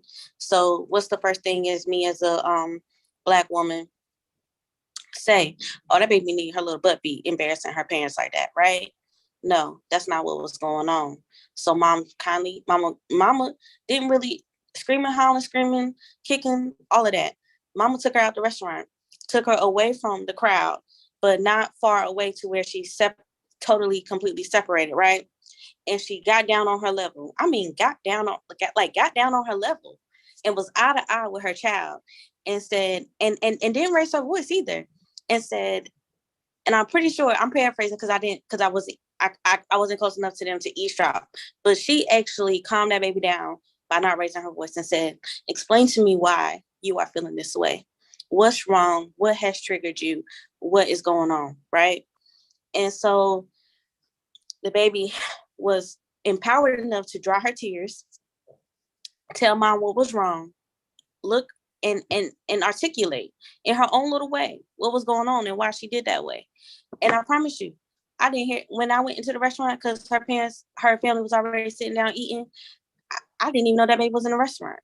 But it's all about being conscious enough to know that this is not just the tantrum of a child acting out.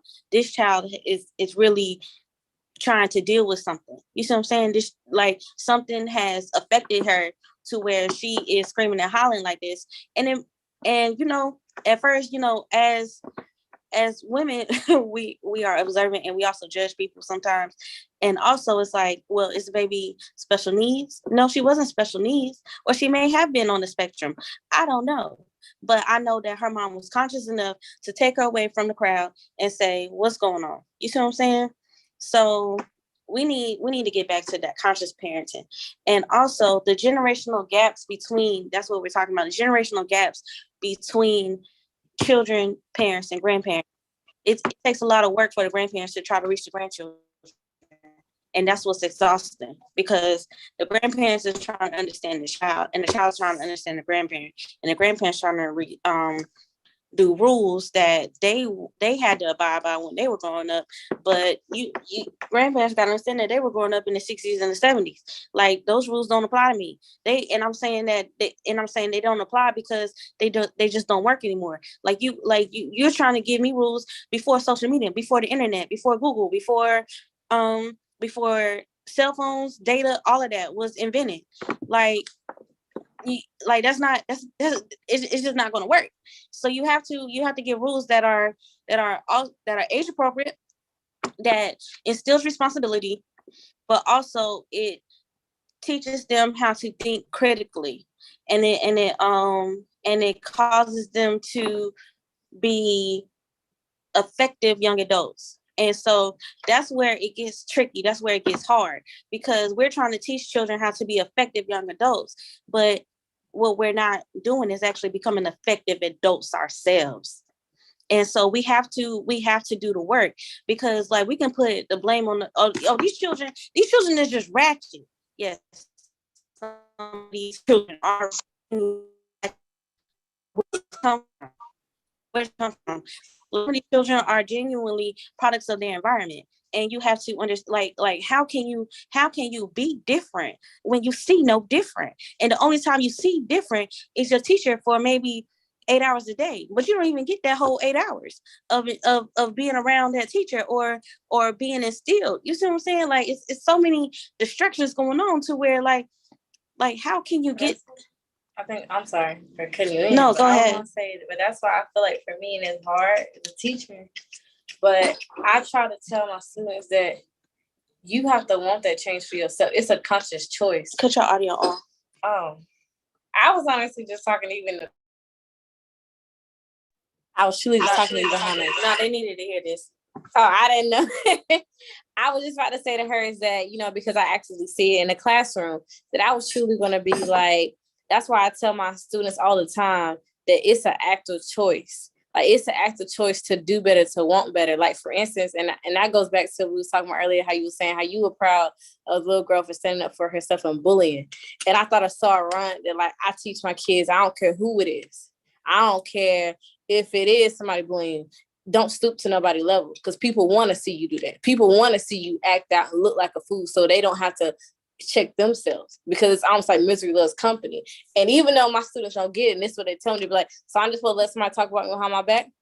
And I'd be like, don't worry about it. Because at the end of the day, you have too much going for yourself to get to a place where you allow somebody to bring you down to where they are. Do they get it? No, they don't get it. But I spend my time doing it. And so I say that to say, I try to teach them that no matter if somebody put their hands on, no matter if somebody say something to you, at the end of the day, they just trying to get a rise out of you. They're trying to make you get to where they are because they're not happy with themselves.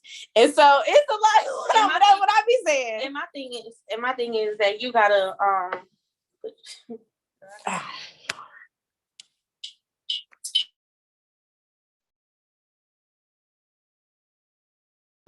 my thing is you gotta actually teach people a lesson, and sometimes talking don't work. So so honestly, with kids, talking just don't work, and like that's really what happened because like once the little girl hit that boy 1 or 2 times, he ain't bother her again.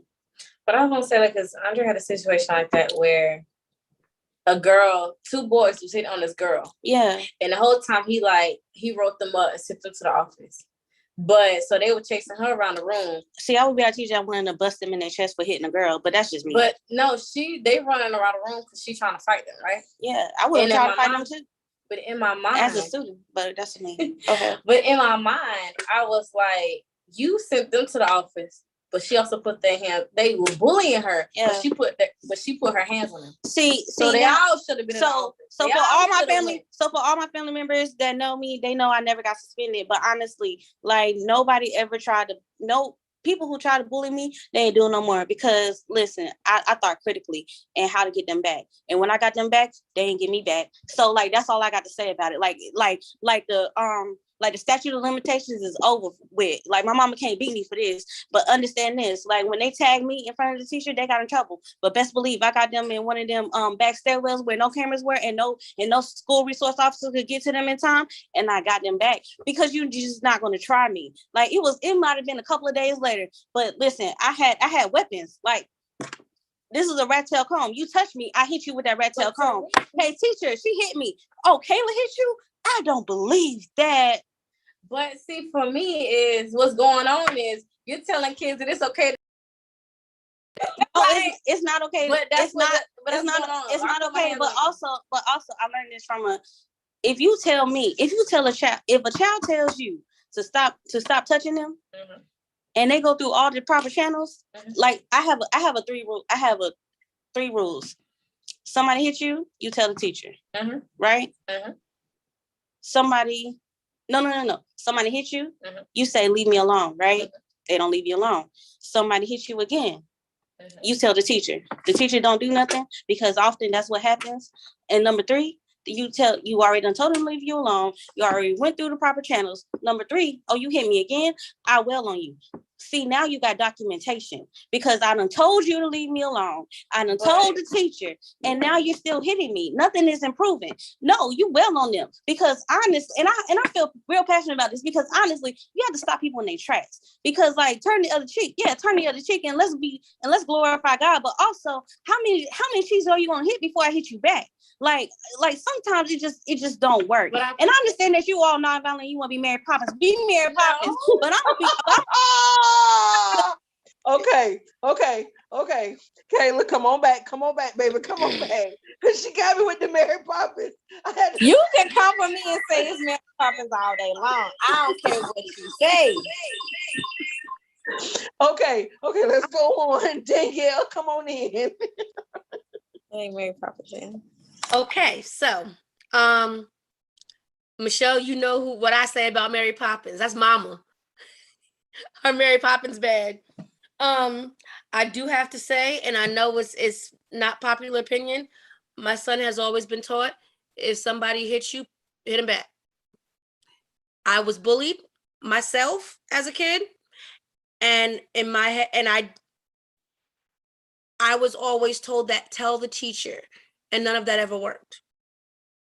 So then when the bullying became just words too, and not the physical, so I endured that. And guess what? My son has done it at church. And once I went to go get him from children's church, it was said, nah, I saw what happened. I just had to keep him back so I could tell you what happened. But I understand why he did what he did. I understand why he pulled that chair away from that kid while they were playing musical chairs. So yes, in my house, if they hit you, hit them back. Other than that, I mean, I'm gonna go to bat for you if I know you've been done wrong. So the age gap with our young people and grandparents. Whew. So funny story. I have two boys. One of them is the one I mentioned before. One of my students who towers over me and tells me I'm short. Him and another student, our custodian that works part-time at our building. I don't even know how old Mr. Bullock is. Mr. Bullock is 70, 75. He up there in age. But when he walks in the building, it's the same time that the kids have lunch. And he walks in and he says, what you say there now? But both of these boys, because one is being raised by grandma and grandpa, and the other one's father is like 70, they know how to respond and actually effectively communicate with this man. Because one of them saying, I can't call it, I might just spoil it. Like they are really doing the old head lingo with this man, and it's hysterical. It's hysterical. So you can tell they're being raised by an old generation. I believe a big part becomes, especially when these grandparents have their grandchildren from a very young age, or when they get them at whatever age, I think it starts off with overcompensating, trying to make up for that missing parent. And I'm going to dote on you and try to fill this gap with stuff and leniency and minimal restrictions. But then when they get so out of control, you then can't rein them back in. But I see that same thing happening with single parenting. So, but with grandparents, I know someone that has had their grandchild since they were a baby. And they're like, I don't understand why she's the way she is now. And I asked the question, what age did you get her? And they were like, oh, she was about a month old. Well, what were you doing? Like, yes, you're the grandparent, but what is it that you were doing? Were you actually saying, I'm going to step in as a parent to raise this child? Or were you looking at it from grandparent? And we know grandparents, they do the spoiling and the cuddle and coddle and, but then they have some rules. So if you go into the situation, in my opinion, and I'm going to still maintain as grandparent, as opposed to raising them as if you're their parent. And I hope I'm saying this to make sense. I think that also makes a difference. The communication. My mother's going to be 73 at the end of this month. My son is 13. They drive each other insane because me and my son have conversations.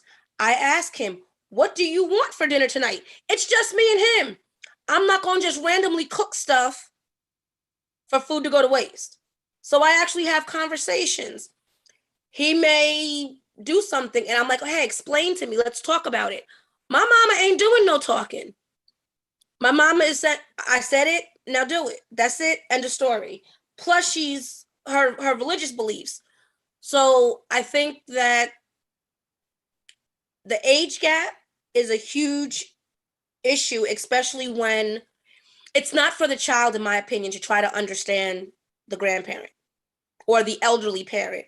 I think it's really on that adult for them. And I forgot who said it, but I really think it's on that adult to say, hey, I need to figure out a way to bridge this gap. I need to bring in a mentor or mentors, you know, I need to take a parenting class, you know, but the nerve of someone to say, take a parenting class. No, not the enforced, not the ones that are mandated to get your child back, but take a course and say, hey, I need to learn some of these newer techniques. And those grandparents or those elderly parents really need, in my opinion, to make those conscious decisions to say, for me to effectively do this, this is what I have to do. The other component to that is, regardless of anything, the missing parent is still the parent of that child. So bad mouthing them, bad mouthing the parent, downing the parent, all of that stuff, keeping them from the parent, that's going to backfire in my opinion too. You know, so I had a cousin, my sister's 4 years older than me, my cousin's 9 months older than me. My mom had to get her before Child Protective Services got to her. And this is growing up, I'm 12 years old, and my mom gets a phone call from my aunt saying, I need you to get to my house right away and get, I'm not going to say her name because I don't know where this is going to span and whose path. I need you to get there and get her because I was told CPS is coming to get her. That Child Protective Service is coming to get her. And once they knew she was my mom, they were like, oh, well, are you willing to keep her? But guess what? Now I'll be 45, so she's right a little bit older than me. She's already 45 too. She treats my mother as if my mother never did a damn thing for her a day in her life. But my mother was the one that kept her out of the system and raised her for 4 or 5 years until she was able to graduate and go back to her mother or go out into the world. All that to say is there needs to be a fine line between how you talk about the parent of that child, and the grandparent, I feel like, also needs to put forth much more of an effort in terms of connecting, communicating, parenting style. But it goes back to the village. Where are the aunts that can say, hey, grandma, mom, whoever you are, I'm gonna help you out. You know, this is how the kids are talking these days. This is normal. So it goes back to us having that village and supporting each other, and having an outlet and support system. Miss Danielle, if I back real quickly, you said that you actually had conversations with your son, and it, and you know me, I always have a story. I was working at a grocery store, right? So a lady comes in and she bought quite a bit of groceries. I would say maybe about $30-$40 worth of groceries, and she had her, I would say, preteen, 11 to maybe 13, 14 years old, right? And so, like, I'm spaced out. I'm doing what I gotta do, bagging up her groceries, right? And so, like, I finally tuned back into the conversation, and she's talking to him like he's an adult, and I mean this in the most positive way. But she is kindly declining his offer to pay for her groceries. Some kind of way, this little boy earned enough money to pay for his mama groceries, and he didn't have to worry about it. And I said, wait a minute. And I got interested, and I said, wait a minute, are you really arguing with your son about paying for groceries? And she said, yes, I am. And I said, Like he really was taking out his money or his little card and was about to pay for these groceries. And he was really upset that his mama was saying no. And that kind of like endeared me, because I'm like, this little boy is really taking responsibility, not because he was obligated to, but because he felt it worth, that he saw his mama working hard and he just wanted to take $30-$40 worth of groceries off of her to-do list. And she really was like, no, I got it.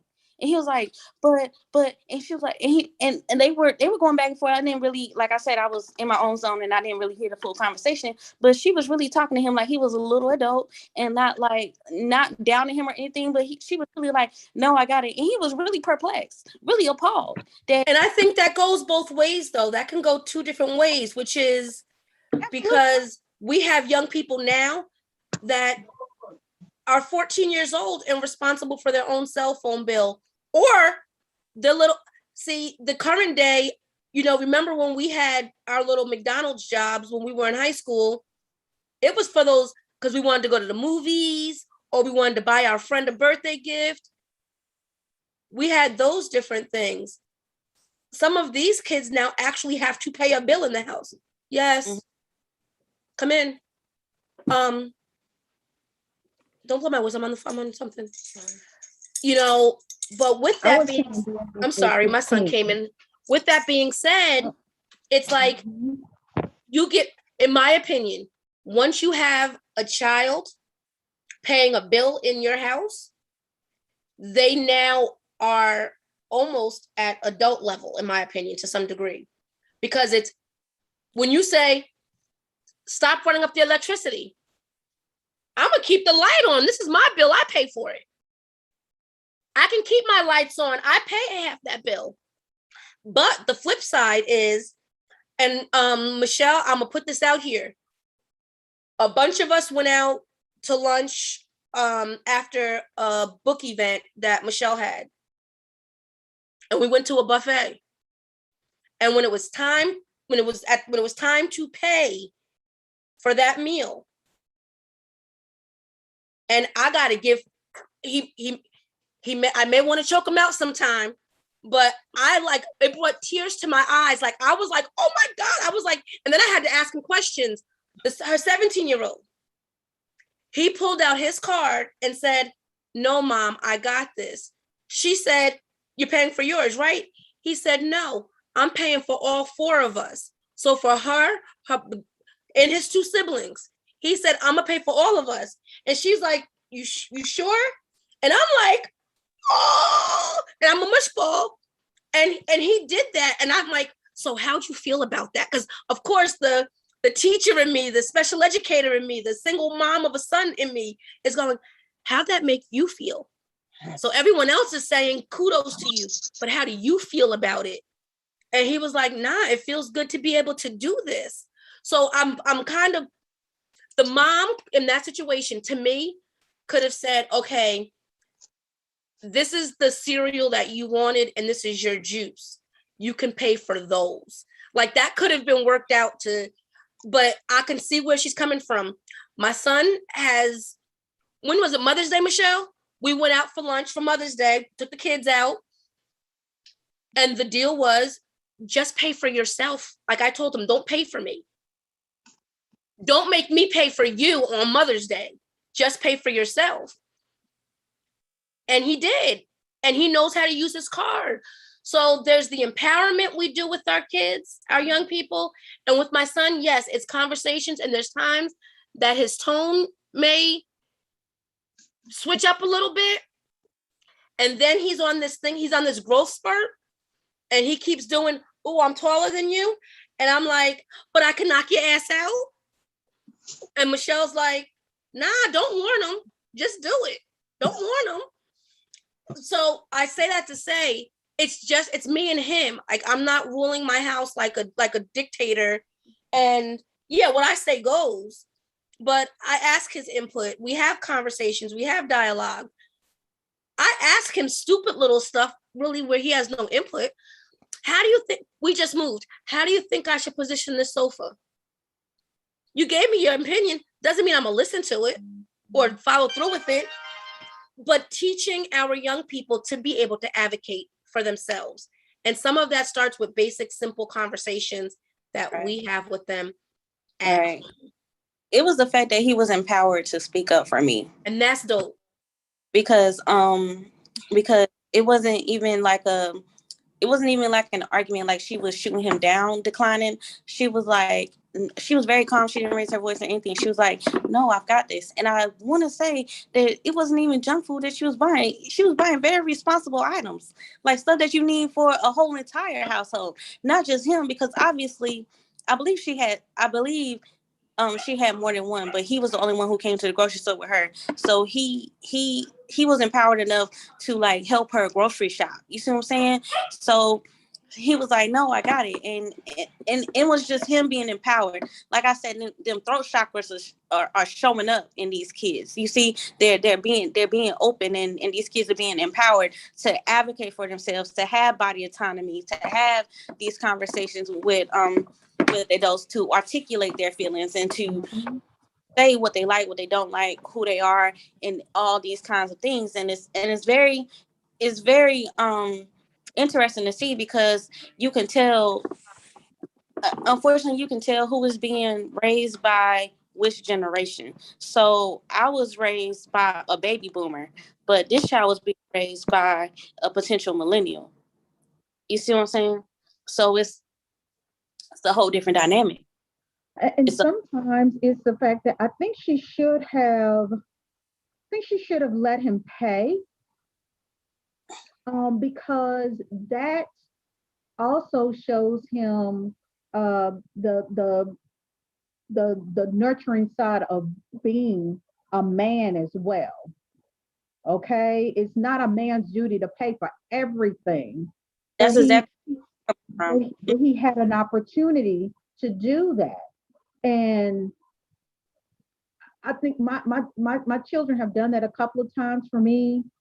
And it was kind of strange, but I let it happen. But I felt like you felt, I felt such pride, like, my baby just paid for me. Thank you. You know, they were being considerate. They were thinking of, well, let her have her little $40. I'll buy the groceries. You know, I think she should have let him have that. I think sometimes as women, especially as single mothers, we get used to doing things ourselves, and we spread that over into our men, into our boys. If we have a boy child, even the girls, you know, if he's able to pay for it, mama, let him pay for it. I'd be like, girl, my baby paid for my food today. Woo, woo. You know what I'm saying? And celebrate him for doing that too. Okay, I'm sorry, I didn't mean to interrupt. I mean, but that is the reality, especially with our young men. Sometimes we have to, and like when my son did it, we'd had a really rough day, and I had scraped together and did what I needed to do, and he said, no, Ma, I got it. Now, mind you, me and this child clash like the Titans most days. And like Danielle said, he makes you want to just put your hand, I'm going to snap your neck in two. You say, well, get out of my face. But then he does something so simple, so sweet, so unexpected, and so pure. That's when you're like, okay, I did something right when I was raising him. Somewhere along the line, I did something right. In the age, in all of everything that's going on, like, okay, I did something right up in there. And I'm like, Danielle, here's a few things that you wanted to buy. I'm responsible for the household, but you want to buy these things because there are things that you wanted specifically. I'm gonna allow you to do that. Because if it helps them feel empowered, it helps them feel take a next step. And we want him to get used to doing things like that. So when they're out on their own and they're no longer with us, they know how to treat a woman that they're with or dating, or their significant other, whoever it may be. They know how to function in that particular situation. Yes. So whatever their family structure may end up being, ultimately learning those little things helps. Yes. It's like, let that baby have she should have let him have his moment. And, you know, Yeah. and thanked him and said, thank you, baby, for making sure that our family can eat, no matter Mhm. what it was. You know what I'm saying? And he would have been Yeah, I all wouldn't give him utility bills like I say, the adult. We already know how some of these kids are, but something like food is something that's tangible right. that is only gonna last for a minute. Yeah, because it gets them in a habit of understanding what it's like and the accomplishment of taking care of something. So Yes. it, And the it, it could be a whole responsibility. lot. Mhm. I want to say from the deepest part of my heart, because it's been like over 6-7 years ago that this has happened. I want to say that she actually paid for it, and that's why I say he was. That's why I said he was a little perplexed, because he was like, no, I think he was really telling her some facts. Honestly, he was probably, like, you pay for this, you pay for that. Like, let me pay for something, you know. But he articulated very well, and he wasn't like, it was just adorable for me to see. Like you said, I agree with her. Let him pay for it. Yeah. And that situation could have also, I mean, that's a great scenario. That Yeah. could have been a let him, like Sharondia said, let him pay for it. Mm-hmm. And I do this with my son sometimes, and he don't even know I do it. I'm like, well, use your card. But then along the way, in the coming days, there's something besides his usual chores or responsibilities that I'm like, hey, I need you to do this or do this for me. And then or it's like, hey, my wallet's in my bag someplace. Just run into the store and buy this. I'm a cash app it to you, and I'll cash app more. I'll cash app more than what I know, whatever it is. So there's ways that we can also kind of give them that freedom or that little bit of control, but then come back around and be like, I'm a pad their account a little bit more again. You know, Because they'll be more inclined to do it again. You know, I do have to say that even though my daughter, she's moved in and out of the house with me and and the partner that I have now. But when she finally like left, and she now has her own space, she still will call me up, Mama, you need some food? Do you need anything? Or you and Tim got some food? I mean, I got some money or whatever. She has paid for my groceries. She has made sure that I have eaten uh and had what I needed, you know. So when she calls me and says, Mom, I need some money, I'm quick to cash out. I'm very quick because I already know that if I call my daughter and go, maybe I ain't got no money for no food. Oh, I got you. You want me to come and get? You want me to drop it off, or do you want to come and get it? You know, I got choices. You know, so that's what you really want for your kids, and then you want them to pass it on to their children. Because this is because we all want these kids to be responsible, or what we call responsible adults. Mm-hmm. Well, ladies, it's been a wonderful, wonderful session. I love our conversation. It bears a lot more thought into it because the family structure today has changed dramatically over the years. So I'm pretty sure at some point we're gonna have this conversation again. Looking forward to our next live. It won't be next Sunday. It will be the 21st. I'll do it right before Thanksgiving so we can have our moment. I do thank you for joining. I haven't decided on the topic, but I think is going to go back to Thanksgiving and things that we see in this today. So I'll everyone be on the edge of your seat and be ready for it. But it has been a great, interesting session in this. Because it's some more to this, because we didn't even touch on how religion has played in the family structure. So I promise you we're going to come back to this subject because we got some more things. We haven't talked about the poly and the gender. So I think we may do a part 2 to this in the family structure, because we have some subjects that we need you know, and we have a few more people I think I need to have on here to really break down that particular part of it. So I hope to see you all then. I thank you all for joining us. And I hope you have a wonderful, wonderful evening, everybody. Good night. I'm going to be 50 in 10 days. Woohoo! Girl. 50 Oh. honey, come on through here. Yes. Come I'm through here. excited. You don't look it right. at all. Thank Don't at all. you. We love him for that. Yeah. Thank you, Michelle. I had a wonderful time again. iPhone 13. I love Yes, you. ma'am. I love Kayla. you. Ma'am, I love you. And listen, I have to apologize to the people for being long-winded and talking with my hands and things, but Oh, but no, I it's just perfectly fine. I'm just a part of I just am when it comes to the kids, don't play with me. I know that's right. That's it, that's I'll all. fight a kid. I'll smack a kid. I'll push a kid down on the ground, but I'll And you love them too. You know what know, I'm saying? And I'm